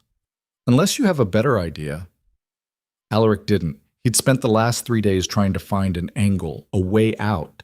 Every path led to the same conclusion. They were owned. He threw the speech on the desk. "There has to be something, some leverage we can use." "Against who? We don't even know who they are." "Your father knows." "My father won't tell us." "Then we make him." Seraphine stared at him. "How?" "We threaten him, the same way he threatened us. Find something he values, and put it at risk." "He doesn't value anything but money." "Everyone values something. We just have to find out what," said. They went to London the next day. Vale's townhouse was locked, but Carver had taught Alaric a few useful skills during the trip. They were inside within minutes. Vale's study was a monument to greed. Ledgers, contracts, stacks of correspondence detailing deals that would make most lords blanch. Alaric and Seraphine split up, tearing through drawers and cabinets. "Here." Seraphine held up a journal. "It's encoded, but the dates match up with the collective's activities." Alaric moved to her side. The journal was written in a cipher, numbers and symbols replacing names and places. But the amounts were clear, hundreds of thousands of pounds moving through Vale's accounts. "If we decode this, we might be able to identify the other members," Alaric said. "And then what? Expose them? They'll destroy us before we can get the information out." "Not if we move fast, get this to someone outside their control." The front door opened downstairs. They froze. Footsteps. Voices. Vale's voice, giving orders to servants. "He's here," Seraphine whispered. They moved fast, shoving the journal into Alaric's coat, straightening the room. But they were too slow. The study door opened and Vale walked in. He stopped, looked at them. Then at the slightly disturbed papers on his desk. "Breaking and entering," he said mildly. "That's a crime, Your Grace." "So is treason," Alaric shot back. "Is it? I've never betrayed the crown, just profited from those who did." Vale moved to the desk, checking what they'd touched. His eyes landed on the empty drawer where the journal had been. "You took something. We took what we needed. Give it back." "No." Vale's expression hardened. "You have no idea what you're doing." "I know exactly what I'm doing. I'm finding leverage." "Against who, me? The collective? You think a coded journal is going to save you?" Vale laughed. That journal is insurance, boy, against people more dangerous than you can imagine. If you expose it, you won't just destroy me, you'll destroy everyone connected to those accounts, including yourselves. Bluffing, Seraphine said. Am I? Look at the dates. March 1823. What happened in March 1823, girl? Seraphine's face went pale. That's when your mother died. Yes. Vale's voice was flat. And how do you think she died? An accident, I told you, a fall. But it wasn't, was it? She found out what I was doing, threatened to expose me. So I had her silenced. The room went cold. Seraphine's voice was barely a whisper. You killed her. I protected my interests. She was going to ruin everything. I couldn't allow that. She was my mother. She was a liability. Vale stepped closer. And so are you, if you keep pushing. That journal contains evidence of dozens of deaths, accidents, disappearances, all people who threatened the collective. If you expose it, they'll kill everyone even remotely connected, including you. Alaric's hand moved to his pistol. You're a monster. I'm a survivor, just like you. Vale's eyes were dead. Give me the journal, and we forget this happened. Keep it, and I'll make sure the collective knows you're a threat. They'll eliminate you, both of you. We'll go public first, Alaric said. With what? A coded journal no one can read? By the time you find someone to decipher it, you'll be dead. Seraphine moved suddenly, pulling a pistol from her skirts. When had she armed herself? And leveling it at her father's chest. Tell us how to decode it, she said. Vale didn't even flinch. You won't shoot me. Won't I? You just admitted to murdering my mother. And you've spent your whole life pretending it didn't happen. You're not a killer, Seraphine. You're a survivor, like me. I'm nothing like you. You're exactly like me. Why do you think I chose you for this marriage? Because you're ruthless enough to do what's necessary. You blackmailed a duke, stole documents, broke into my house. You've got my blood in you, girl. And you know I'm right. Seraphine's hand shook. The pistol wavered. Vale smiled. See? You can't... She pulled the trigger. The shot was deafening. Vale staggered back, clutching his shoulder, blood spreading across his shirt. His expression was pure shock. You shot me! You killed my mother. Seraphine's voice was ice. Now tell us how to decode the journal, or the next one goes through your heart. Vale sank into a chair, pressing his hand to the wound. You're insane. Tell us! It's a substitution cipher. Numbers correspond to letters. The key is in my desk. Top drawer. Hidden compartment. Alaric found it, a small card with the cipher key. He pocketed it along with the journal. We're leaving, he said, and you're not following us. The collective will find you. Let them try. They backed toward the door.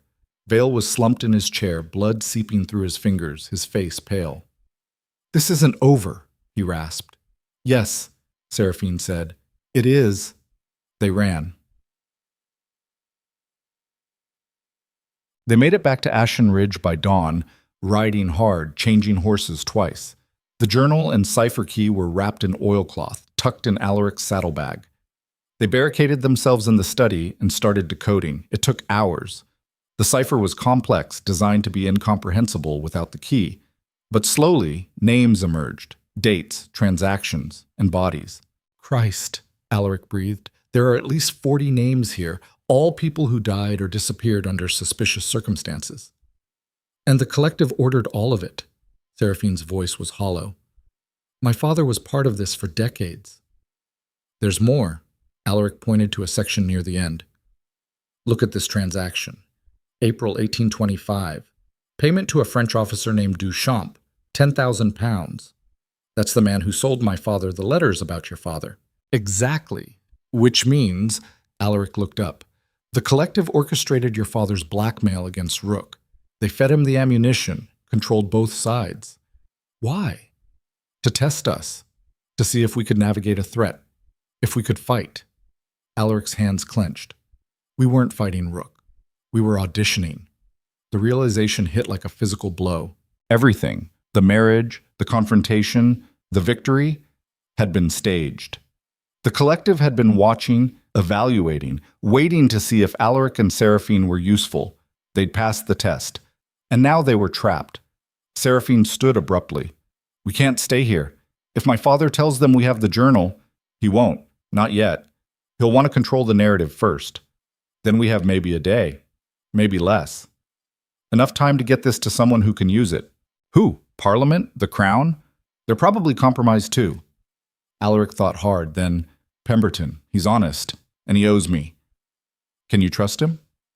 I don't have a choice. They packed immediately.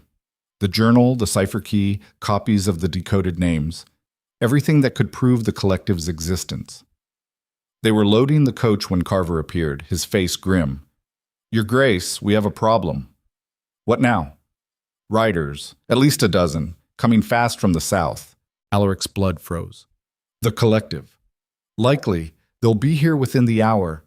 Seraphine grabbed Alaric's arm. We have to leave now. The roads will be watched. They'll catch us before we reach London. Then we go cross-country, through the moors. In this weather, we'll freeze. Better frozen than dead. Alaric looked at Carver. How many men can you spare? 6, maybe 8 if we pull from the fields. Not enough. If they brought a dozen, then we make a stand, Seraphine said. We can't win a fight. We can buy time. Carver, can you get a rider to London? Someone fast? Maybe, if he leaves now. Do it. Get this journal to Lord Pemberton. Tell him everything. She pressed the documents into Carver's hands. If we don't make it, he has to expose them. Carver nodded. What about you? We'll hold them off as long as we can. Alaric stared at her. You're talking about a siege. I'm talking about survival. You said it yourself. We do what's necessary. He wanted to argue, but she was right. Running meant being hunted. Standing meant choosing their ground. All right, he said. We fight. Carver dispatched the fastest rider with the journal. The remaining men armed themselves, rifles, pistols, whatever they could find. Alaric and Seraphine took positions at the manor's upper windows, overlooking the drive. The riders appeared 30 minutes later. 12 men, heavily armed, moving with military precision. They stopped at the gates, and one rode forward. He was young, maybe 30, with cold eyes and a scar running down his jaw. Duke Vane, he called, you have something that belongs to us. Return it, and we'll leave peacefully. Alaric leaned out the window. It's already gone. On its way to Parliament. The man's expression didn't change. Then you've signed your death warrant. Maybe, but I'll take as many of you with me as I can. The man smiled. Brave, stupid, but brave. He turned to his men. Burn it. Kill anyone who resists. The riders dismounted, and the world collapsed into violence. Gunfire erupted. Alaric fired from the window, his shot catching one of the riders in the chest. The man dropped. The others scattered, taking cover behind the walls and trees. Return fire shattered the windows. Glass exploded inward, and Alaric ducked, reloading. Seraphine was beside him, her pistol steady. She fired twice, both shots missing but forcing the attackers back. They're trying to flank, Carver shouted from the hallway. Hold the east side, Alaric called back. More gunfire. One of Ashenridge's men fell, clutching his leg. The attackers were advancing, using the cover of smoke and chaos. We can't hold them, Seraphine yelled. We have to. Alaric fired again. Missed. Cursed. A bottle sailed through the broken window. Glass, cloth, liquid sloshing inside. It shattered on the floor, and flames roared to life. Fire! Someone screamed. The manor was burning. Alaric grabbed Seraphine, pulling her toward the door. We have to get out. Where? Anywhere but here. They ran through smoke-filled hallways, flames licking at the walls. Behind them, the attackers were breaching the lower floors. Alaric could hear boots, shouts, the crack of rifles. They reached the back staircase. Started down. A figure blocked their path. One of the riders, pistol raised. Alaric didn't think. He charged, slamming into the man before he could fire. They hit the stairs together, tumbling, Alaric's fist connecting with bone and flesh. The pistol clattered away. Seraphine grabbed it, leveled it at the man's head. Don't move! The man laughed, blood streaming from his nose. You're already dead, both of you. Maybe. She pulled the trigger. The shot echoed. The man's head snapped back, went still. Seraphine lowered the pistol, her hand shaking. Alaric grabbed her arm. Come on. They burst out the back entrance into cold air and chaos. The manor was fully ablaze now, flames consuming the east wing. Men were fighting in the courtyard, Ashen Ridge's staff against the collective's riders. Carver appeared, covered in blood. Your Grace, the coach! A coach was waiting at the far end of the grounds, horses already hitched. Alaric and Seraphine ran for it, bullets kicking up dirt at their heels. They reached the coach, climbed inside. The driver, one of the groundskeepers, cracked the whip, and they lurched forward. Behind them, Ashen Ridge burned. They drove through the night, the coach careening over rough roads, the driver pushing the horses to their limits. Alaric held Seraphine as she shook, her eyes fixed on nothing. I killed him, she whispered. You had to. I killed my father too. I shot him. He'll live. Unfortunately. What if he doesn't? What if I... Her voice broke. What if I'm becoming just like him? Alaric pulled her close. You're nothing like him. You fought to protect us. That's not the same as what he did, isn't it? He said I had his blood, that I was ruthless. Maybe he was right. He was wrong. And even if he wasn't, Alaric tilted her face up. I don't care. You're my wife, my partner, and I'll stand with you no matter what blood runs in your veins. She kissed him, hard, desperate, tasting like smoke and fear and something deeper than either could name. When they broke apart, the coach was slowing. They'd reached a crossroads, north to Scotland, south to London, east to the coast. The driver looked back. Where to, Your Grace? Alaric met Seraphine's eyes, saw the same question reflected there. Where could they go that the collective wouldn't find them? What fight could they win when the enemy had infinite reach? And then he realized they couldn't run, couldn't hide. The only way out was through. London, he said. Alaric, we go to Parliament. We tell them everything. Force them to act before the collective can silence us. They'll kill us the moment we arrive. Maybe. But if Carver's rider made it, if Pemberton has the journal, we might have a chance. Seraphine stared at him. Then she nodded. Together. Together. The coach turned south toward London, toward the heart of the enemy's power. And as dawn broke over the English countryside, Alaric felt something shift inside him. He wasn't the man who'd married for money anymore. Wasn't the desperate duke clinging to a crumbling estate. He was something harder now, sharper. A man who'd lost everything and decided to take it back, even if it killed. The London streets were slick with rain and filth. The coach rattled through the pre-dawn darkness, wheels throwing up black water that splattered against storefronts and huddled beggars. Alaric sat with his pistol loaded, eyes scanning every shadow. Seraphine was pressed against the opposite bench, her dress still smelling of smoke, her face streaked with soot and dried blood that wasn't hers. They hadn't spoken in an hour. Words felt dangerous now, like they might shatter whatever fragile resolve was holding them together. The driver's voice cut through the rain. Pemberton's house, Your Grace, 2 streets over. Alaric leaned forward. Circle it first. Make sure we're not walking into an ambush. The coach turned down a narrow lane, passing shuttered windows and empty doorways. Pemberton's townhouse sat dark and quiet. No lights visible, no movement. Too quiet. Stop here, Alaric said. The driver pulled the horses to a halt. Alaric stepped down into ankle-deep water, pistol drawn. Seraphine followed, her own weapon clutched in white-knuckled fingers. Stay behind me, Alaric said. Not a chance. They moved through the rain toward Pemberton's front door. Alaric knocked, 3 sharp raps that echoed like gunshots. Nothing. He knocked again, harder. The door swung open, not latched, just drifting inward on silent hinges. Every instinct screamed trap. Alaric raised his pistol and stepped inside.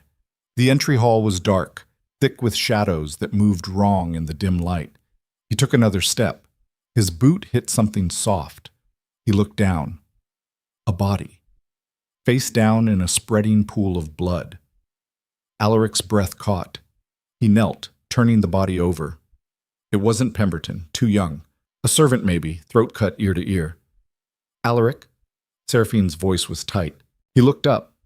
She was pointing toward the stairs. Another body. Then another. 3 servants, all dead, all killed efficiently and quietly. They were here, Alaric said. Are they still? He listened. The house was silent except for the rain hammering the windows, but silence could be deceptive. They moved through the ground floor, checking each room. More bodies. The butler. A maid. All murdered in their sleep or while trying to flee.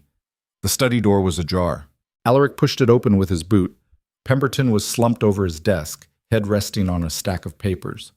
For a moment, Alaric thought he was just sleeping. Then he saw the blood soaking into the blotter, the neat hole in the back of his skull. No.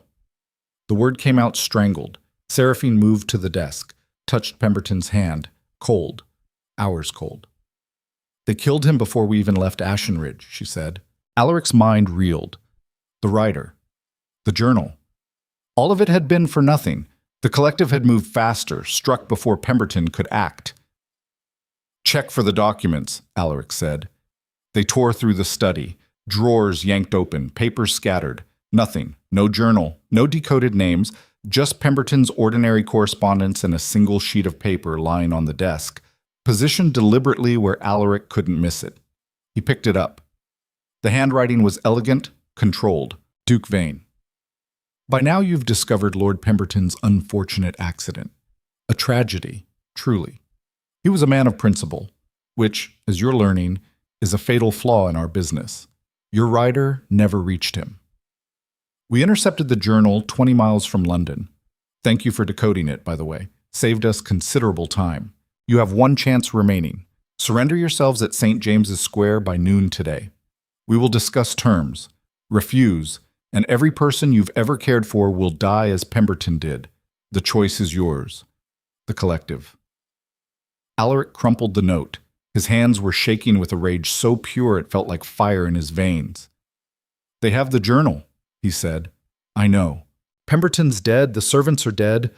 Everyone who might have helped us is... He couldn't finish. The walls were closing in, oxygen thinning. Seraphine grabbed his face, forced him to look at her. Breathe, we're not done yet. We're finished. They have everything. They have the journal. They don't have us. They will by noon, and if we don't show, then we don't show. We find another way. There is no other way, Alaric's voice cracked. Don't you understand? They've won. They own Parliament, the courts, the crown probably. We can't fight them. Then we burn them down. He stared at her.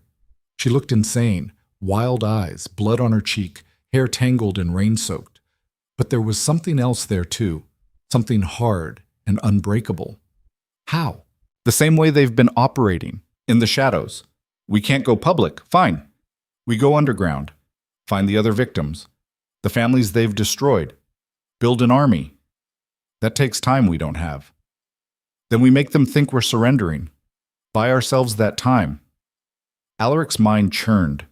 It was reckless, probably suicidal, but it was something. How do we fake a surrender?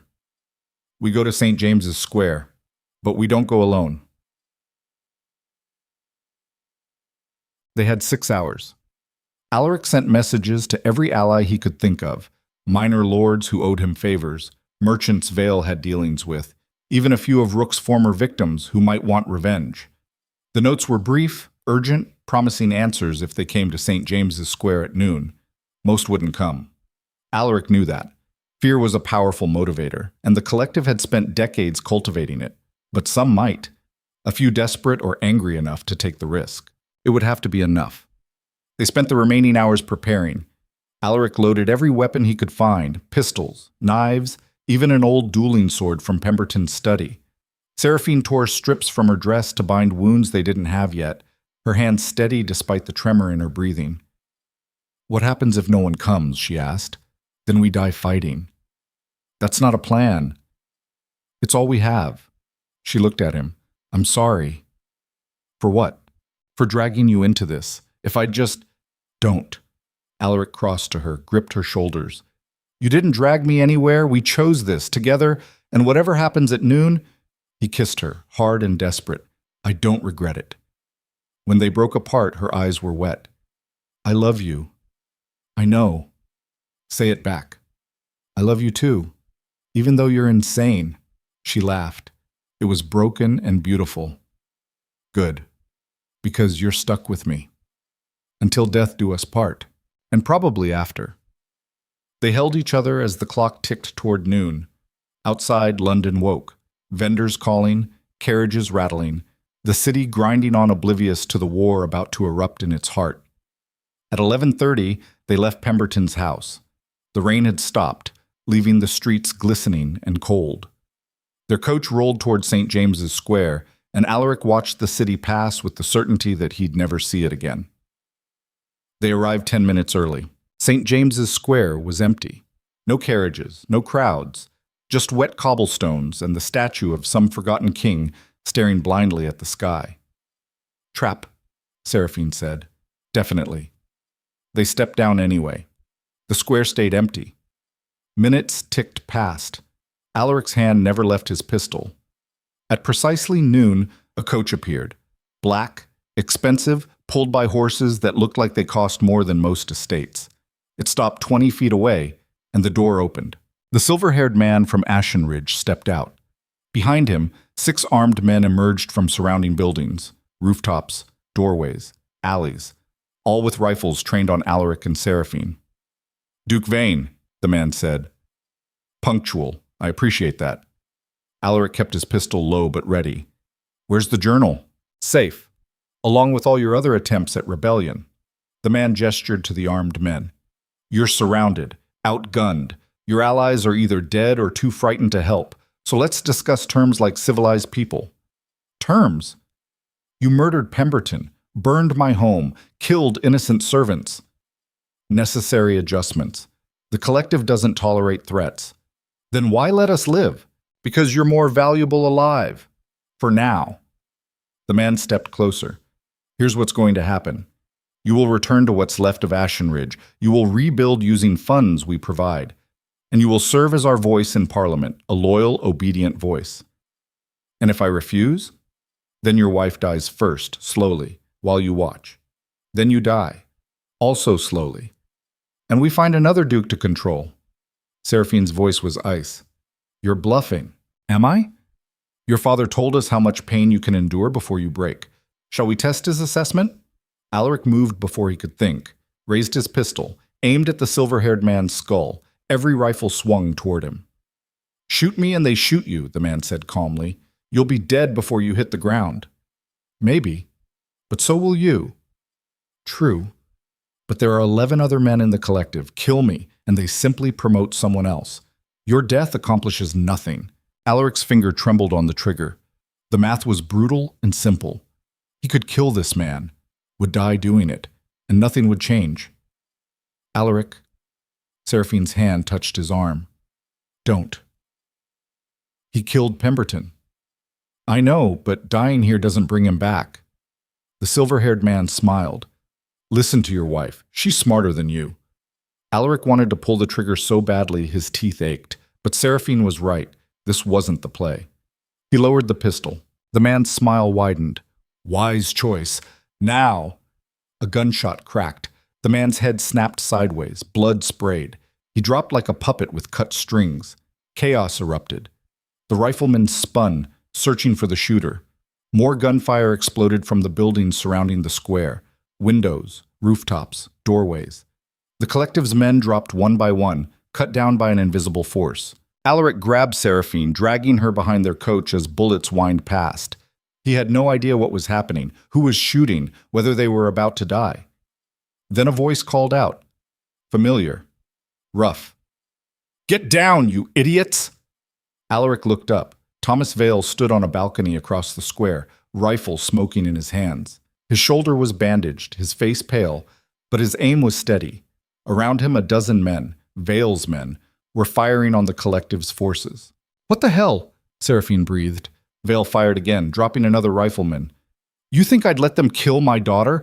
I'm a bastard, not a monster." The collective's men were breaking, retreating under the assault. One tried to run. Vale shot him in the back. Within minutes, it was over. The square was littered with bodies. The collective's enforcers, all dead or dying. The silver-haired man lay in a spreading pool of blood, eyes staring at nothing. Vale descended from the balcony, limping, his rifle slung over his good shoulder. He crossed the square and stopped in front of Alaric and Seraphine. "You're welcome," he said. Seraphine stared at him. You saved us. Don't sound so surprised. You said you killed my mother. I did, and I've regretted it every day since. Vale's voice was raw. I'm a selfish, greedy bastard who's made every wrong choice. But you're my daughter, and I'll be damned if I let those vultures take you. You're still part of the collective. Was. Past tense. Vale gestured to the carnage. This was me burning that bridge. Permanently. Alaric's mind was reeling. Why? Because they were going to kill you anyway. You were never going to be useful enough to keep alive long term. And when they came for you, Vale looked at Seraphine. They'd come for her too. I couldn't let that happen. So you turned on them. I chose my daughter over my business. First time for everything. Vale winced, pressing his wounded shoulder. But this isn't over. I killed their London enforcer. The rest of the collective will come for all of us now. How many are there? 12, 11 now, scattered across England. Each one commands their own network, money, men, influence. You can't fight them head on. Then how do we fight them? Vale smiled grimly. The same way I've survived 40 years in this game. We make them fight each other. They regrouped at a safe house Vale owned, a warehouse near the docks that smelled like salt and rotting fish. Vale's men stood guard while Alaric, Seraphine, and Vale spread maps and documents across a table that had seen better decades. The collective operates on mutual benefit, Vale explained. Each member controls a sector: trade, banking, shipping, politics. They cooperate because it's profitable. But they're also paranoid, competitive bastards who'd slit each other's throats for an advantage. So we turn them against each other, Alaric said. Exactly. We leak information. Make them think one of their own is betraying the group. They'll tear each other apart. What information? Vale pulled out a ledger, different from the journal, older, more detailed. This. A record of every deal the collective has made, including deals where members cheated each other, skimmed profits, sold exclusive information to outsiders. Everyone's dirty. We just need to make sure everyone else knows it. Seraphine studied the ledger. How do we distribute this without getting killed? Carefully. We send pieces to each member. Anonymous. Make each one think another member is exposing them. Paranoia will do the rest. That could take weeks. We don't have weeks, Alaric said. They'll be hunting us within hours. Then we accelerate. Vale's eyes gleamed. There's a meeting, 4 days from now. The collective gathers quarterly to divide profits and settle disputes. All 11 remaining members will be in one place. Alaric's pulse quickened. Where? A private club in Westminster, the Acheron, members only, guarded, secure. We hit them there. With what? We've got maybe 15 men. They'll have 50. Then we don't fight them. Seraphine's voice was sharp with sudden clarity. We expose them, mid-meeting, in front of witnesses. Vale frowned. What witnesses? The meeting's private. Then we make it public, bring in magistrates, journalists, anyone who'll listen. They'll never allow it. They won't know until it's too late. Seraphine turned to Alaric. We get inside the club, disguised, and when they're all together, we spring the trap. Alaric felt the pieces clicking. It was insane, reckless, exactly the kind of plan that might actually work. How do we get inside, he asked. Vale smiled. I'm still a member, and members can bring guests. The next 4 days were a blur of preparation. Vale used his remaining contacts to secure forged invitations. Alaric drilled with Vale's men, learning how to move in formation, how to fight in close quarters. Seraphine spent hours memorizing the club's layout, planning escape routes. At night, they collapsed into whatever bed the safe house offered and held each other like the world might end tomorrow. It might. On the morning of the meeting, Alaric dressed in borrowed finery, a lord's clothes that fit well enough to pass inspection. Seraphine wore a dress that had belonged to Vale's late wife, dark blue silk that made her look like nobility. Vale inspected them both. You'll do. Remember, once we're inside, we move fast. The moment they realize what's happening, they'll try to kill us. Comforting, Seraphine said. Honesty's better than comfort. They traveled in separate carriages. Vale went first, his invitation genuine. Alaric and Seraphine followed an hour later, using forged papers that claimed they were visiting from the continent. The Acheron sat in the heart of Westminster, a building that looked like a mausoleum, Stone columns, black iron gates, windows dark as graves. Guards stood at every entrance, checking credentials with the thoroughness of men who knew their lives depended on it.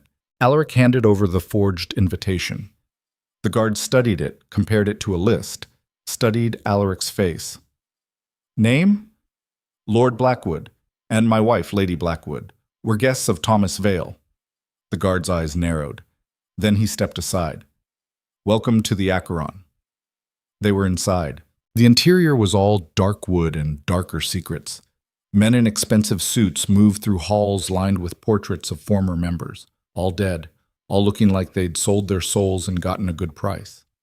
Alaric recognized a few faces, lords who'd died under mysterious circumstances, merchants who'd vanished, politicians who'd committed suicide, all collective members.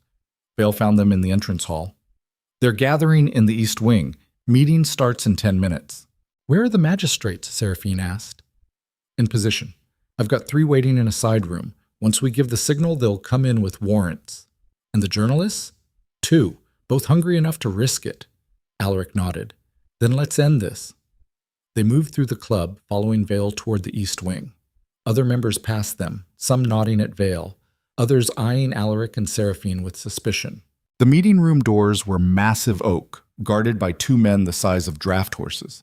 Vale showed his credentials. The guard stepped aside. Inside, the collective was assembling. 11 men, all dressed like kings, all seated around a table carved from a single piece of mahogany. Alaric recognized some from descriptions. Lord Ashford, who controlled the banks. Sir Reginald Thorne, who owned half the shipping in England. Marcus Hale, a merchant prince with connections to every black market from here to India. They looked up as Vale entered. Then their eyes landed on Alaric and Seraphine. Silence dropped like a guillotine. Vale, Ashford said slowly. Who are your guests?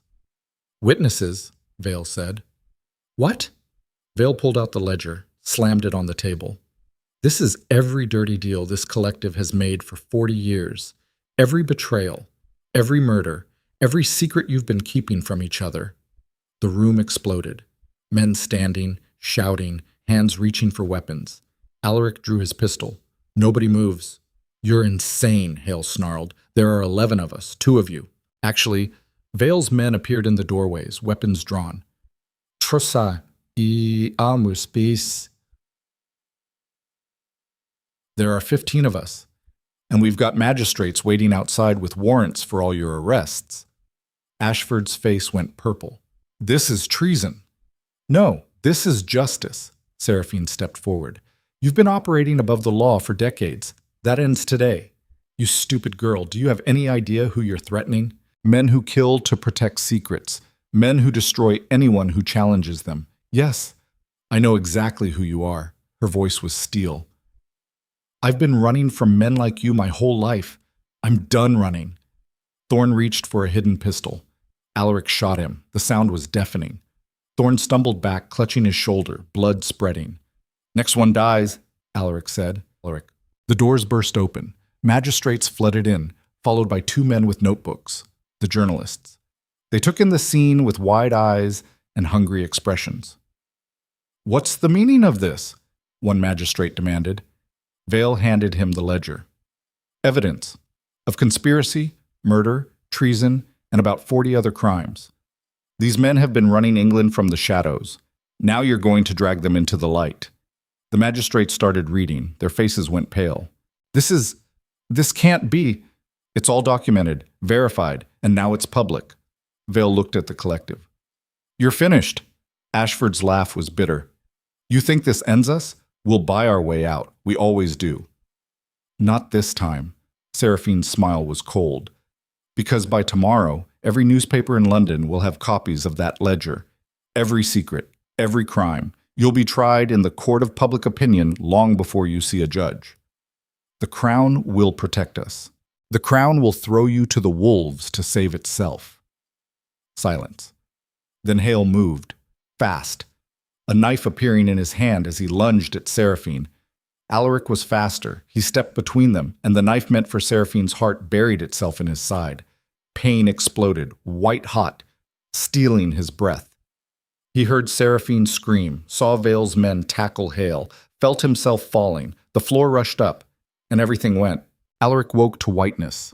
Not the clean white of heaven or whatever lay beyond, just ceiling plaster, cracked and water-stained, with a spiderweb in one corner that swayed in an unseen draft. Pain came next, sharp and insistent in his side, radiating through his ribs with every breath.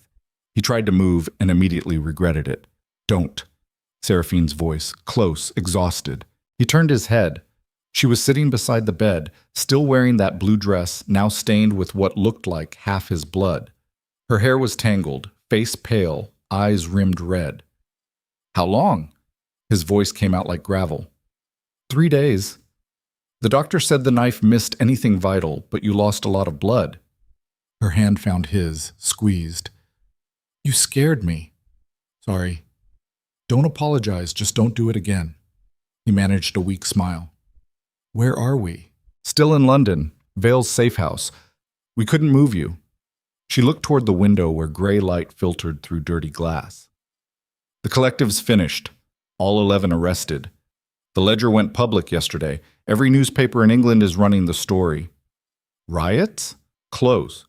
Parliament's in chaos. Half the lords are scrambling to prove they weren't involved. The Crown's ordering investigations. It's a mess. Alaric closed his eyes. They'd done it. Somehow, impossibly, they'd won. And Vale? Seraphina's expression tightened. Arrested too. He turned himself in, said he wanted to face trial for what he'd done. That's unexpected. He's dying. The wound you gave him got infected. Doctors give him maybe 6 months. Her voice was flat, carefully controlled. He said he wanted to die with a clear conscience, or as clear as a man like him can manage. Alaric squeezed her hand. How do you feel about that? I don't know. He saved us. Then admitted to murdering my mother. I should hate him. Part of me does, but... She stopped, swallowed. He's still my father, and I think, in his own twisted way, he actually loved me. Love doesn't excuse what he did. I know, but it makes it harder to hate him completely. They sat in silence. Outside, London carried on, carriages rattling, vendors shouting, the great machine of the city grinding forward oblivious to the war that had just reshaped it.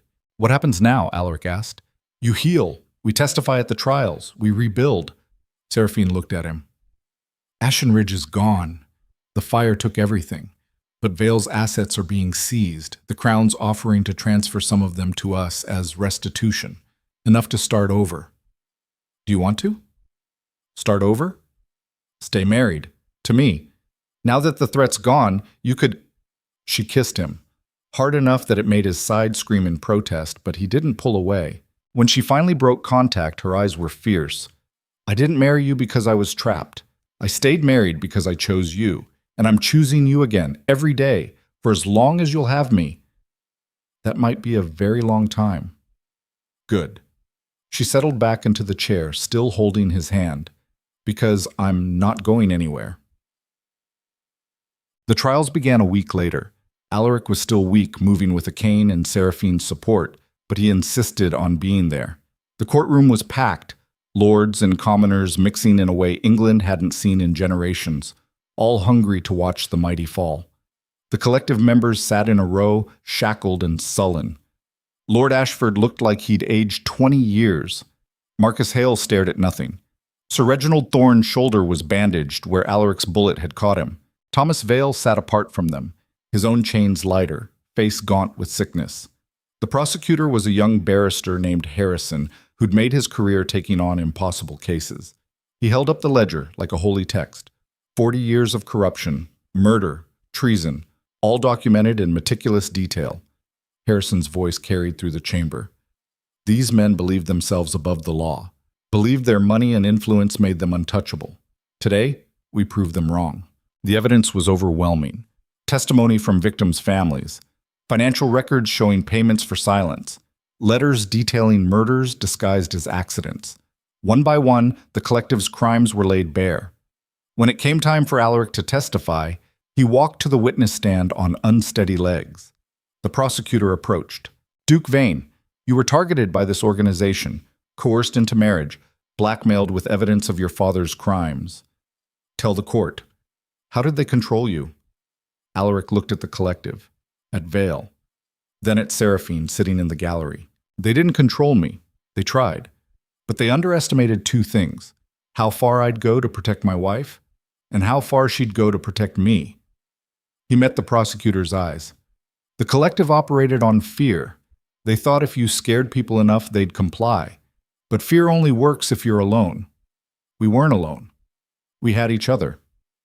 And that was enough? It had to be. Seraphine testified next. She spoke calmly, precisely, detailing Rook's harassment, Vale's manipulation, the collective's threats. When the defense attorney tried to suggest she'd been a willing participant, that she'd blackmailed Alaric into marriage, she cut him off. I did blackmail him. I'm not proud of it, but I was a woman with no power, no protection, facing a system designed to destroy me. I used the only weapon I had, information. And yes, I trapped him. But he chose to stay trapped. He chose to fight alongside me instead of against me. That's not coercion. That's partnership. The courtroom murmured. The judge banged his gavel. When Vale's turn came, he walked to the stand like a man heading to his execution. His skin was gray, his breathing labored, but his voice was steady. I'm guilty of murder, conspiracy, betraying my country for profit, all of it. He looked at the judges. I don't ask for mercy. I just want my daughter to know. He turned to Seraphine. That every terrible thing I did believing I was protecting her. I was wrong, but I believed it. Seraphine's face was stone. She didn't look away, but she didn't soften either. Vale nodded, accepted it, and sat back down to await his sentence. The verdicts came down 3 weeks later. All 11 collective members were found guilty. Sentences ranged from life imprisonment to execution, depending on the severity of their crimes. Lord Ashford and Marcus Hale were condemned to hang. The others would rot in cells until they died naturally. Thomas Vale was sentenced to death as well. But the judge, noting his terminal illness, commuted it to life imprisonment. He'd die in a cell instead of on a scaffold. It felt fitting, cruel and fitting. Alaric watched the sentences handed down from the gallery. Seraphine pressed against his side. When it was over, when the collective had been led away in chains, they walked out into London sunlight. It's done? Seraphine said. Almost. Alaric looked at her. One more thing. They visited Vale in prison a week before he died. The cell was small, damp, smelling of sickness and decay. Vale sat on a narrow cot, his body wasted, his eyes still sharp. Didn't expect to see you again, he said when they entered. Seraphine stood by the door. Alaric sat in the cell's only chair. We came to ask you something, Alaric said. What? Why? Why save us at the end? You could have let the collective kill us and walked away clean. Vale was quiet for a long time. When he spoke, his voice was soft, stripped of its usual edge. Because I looked at her, he nodded toward Seraphine, and saw her mother, the woman I loved before I destroyed her. And I realized if I let them kill you, I'd be destroying Seraphine the same way. He coughed, wet and rattling. I've done a lot of evil in my life. Thought maybe saving you could balance the scales. Probably doesn't, but I had to try. It doesn't balance, Seraphine said. Her voice was hard. Nothing you did at the end erases what you did before. I know. My mother loved you. She trusted you, and you killed her. Yes. I'll never forgive you for that. Vale nodded. I don't expect you to, but... He looked at her with eyes that were suddenly devastatingly human. Do you think she would have been proud? Of the woman you became? Seraphine's breath caught. For a moment the armor cracked, and Alaric saw the girl beneath, the one who'd lost her mother, and spent years wondering if she'd ever measure up. I think she would have hated what I had to become to survive, Seraphine said finally. But she would have understood why. That's all any of us can hope for. Understanding. They left shortly after. Vale died 6 days later in that same cell, alone except for a priest he didn't believe in and a guard who didn't care. Seraphine didn't cry at his funeral, just stood beside his grave in the rain and stared at the cheap wooden marker that bore his name. I should feel something, she said. You do. You just don't know what to call it. Is that normal? I don't think there's a normal for this. Alaric put his arm around her. He was a monster who saved us. Your father who killed your mother. A man who did terrible things for terrible reasons, and one good thing at the end. You're allowed to feel however you feel.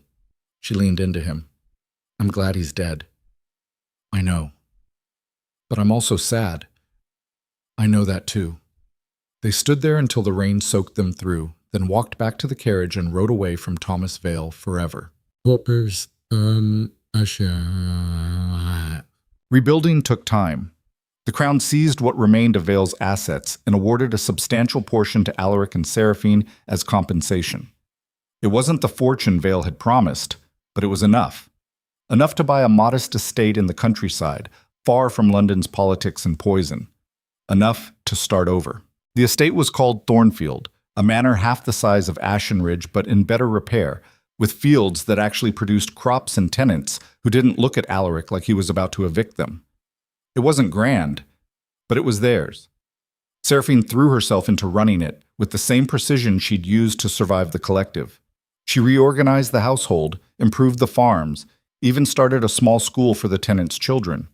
Alaric watched her work with something close to awe.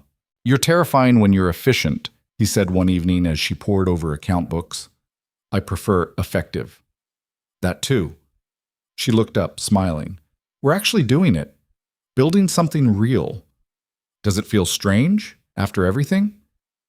Constantly. I keep waiting for the next threat, the next crisis. She set down her pen. But then I remember there is no next threat. The collective's gone. Rook's in prison awaiting execution. My father's dead. We're actually free. How does it feel? Honestly, boring, she laughed. I spent so long fighting, I don't know what to do with peace. We'll figure it out together. Promise? Promise. Spring came late that year, but when it arrived, it transformed Thornfield. Fields turned green, flowers bloomed in the gardens Seraphine had planted, and the manor itself seemed to exhale after a long winter. Alaric was in the study when he heard Seraphine call his name. He found her in the garden, standing by a rose bush that had just started to bloom. Look, she said, touching a white rose. It survived. You planted that? First day we arrived. I wasn't sure it would take, but it did. She smiled up at him. Stubborn thing. Reminds me of someone. Charming, but she was still smiling. Alaric wrapped his arms around her from behind, resting his chin on her shoulder. They stood like that, watching the roses sway in the breeze, and for the first time in what felt like years, he felt something close to contentment.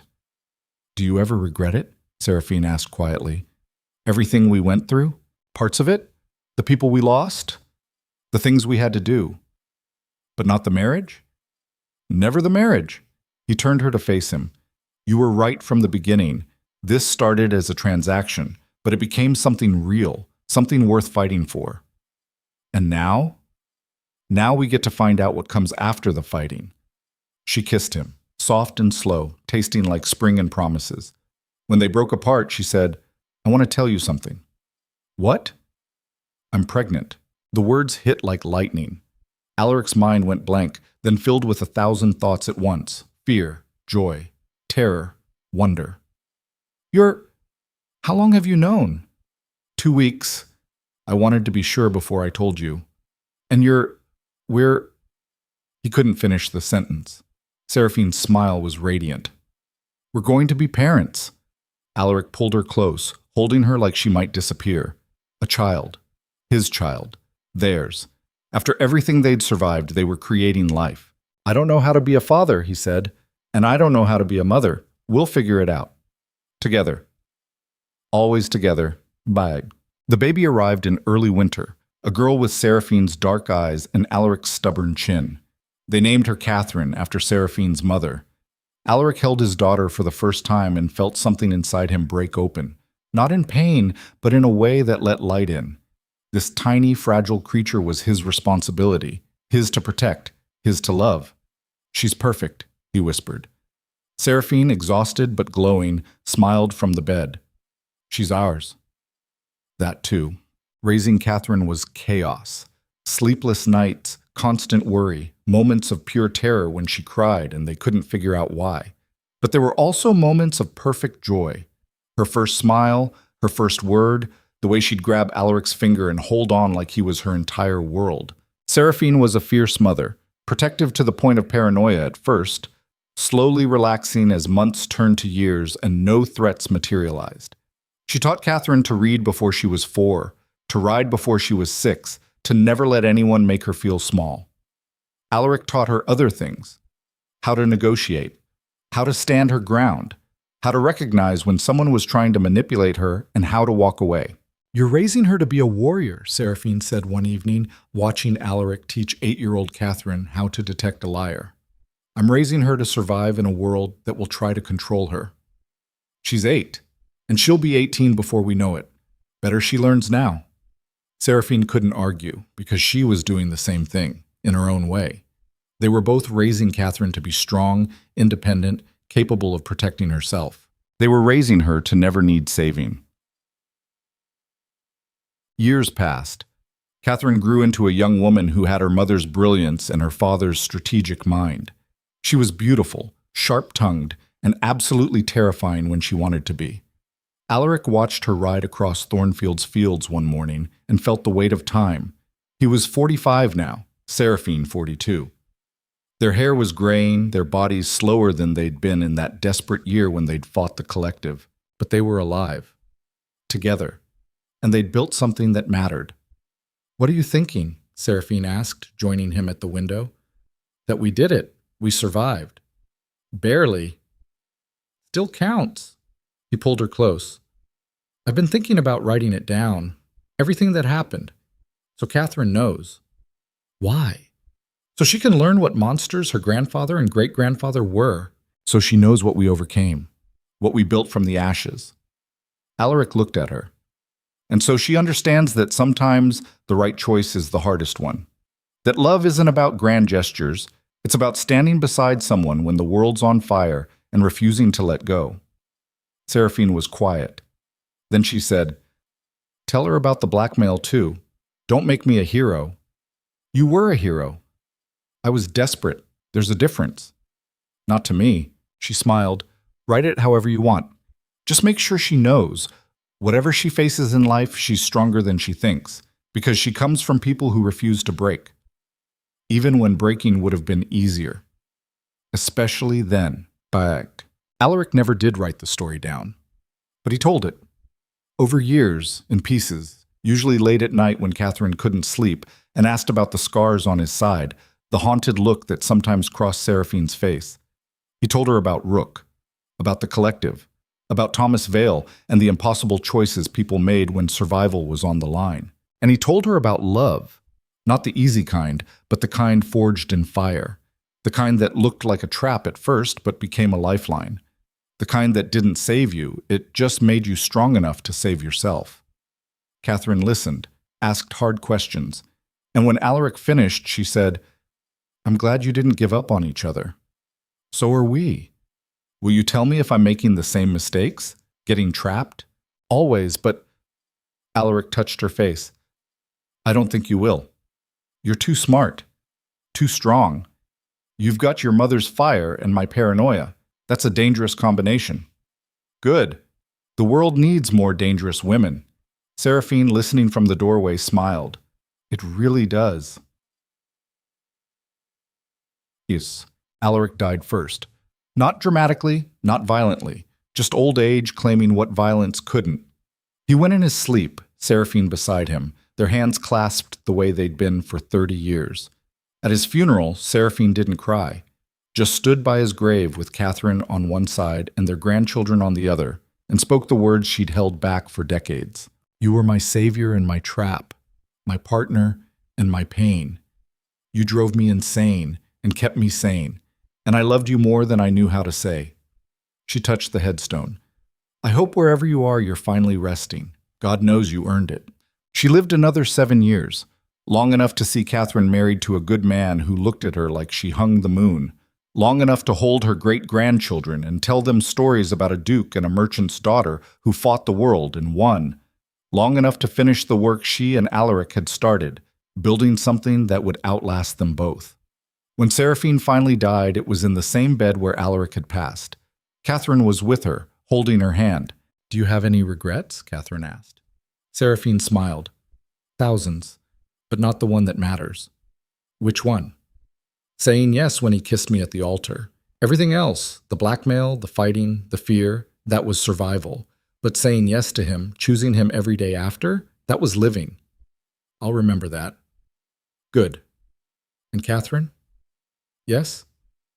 "Don't let anyone make you smaller to fit their world. Build your own world. Make it big enough for whoever you become." "I will." Seraphine squeezed her hand once more. Then she closed her eyes and let go. Bam! They buried her next to Alaric, under an oak tree they'd planted together in Thornfield's first year. The headstone was simple, bearing both their names and a single line Seraphine had requested. They fought. They survived. They loved. Catherine stood at the grave long after everyone else had left, thinking about her parents' story. About the impossible odds they'd faced, the terrible choices they'd made, the love they'd built from blackmail and desperation. It wasn't a fairy tale. There was no happily ever after, just two broken people who'd glued each other back together and called it marriage. But it was real, messy and brutal and achingly human, and it was enough. Catherine touched both headstones, feeling the warmth of the sun-heated stone, and made a promise. She'd tell their story, pass it down to her children and theirs and every generation after. Not because it was perfect, because it was true, and truth, she was learning, was worth more than any lie you could dress up as romance. She turned away from the graves and walked back toward Thornfield, toward her own life, her own choices, her own battles. Behind her, the oak tree swayed in the wind, its branches reaching toward a sky that held no more threats. Just possibility. And maybe, in the end, that was the real victory. Not defeating the monsters, but surviving them long enough to plant something beautiful in the ashes they left behind. In the end, the Veiled Duchess wasn't just Seraphine's story or Alaric's. It was the story of what happens when two people refuse to be victims. When they choose each other, not because it's easy, but because it's necessary. When they build love not from passion, but from the shared understanding that some battles can't be fought alone. And when they create something, a family, a legacy, a truth, that outlasts every person who tried to destroy them. That's not a fairy tale. That's survival. And sometimes, survival is the greatest love story of all.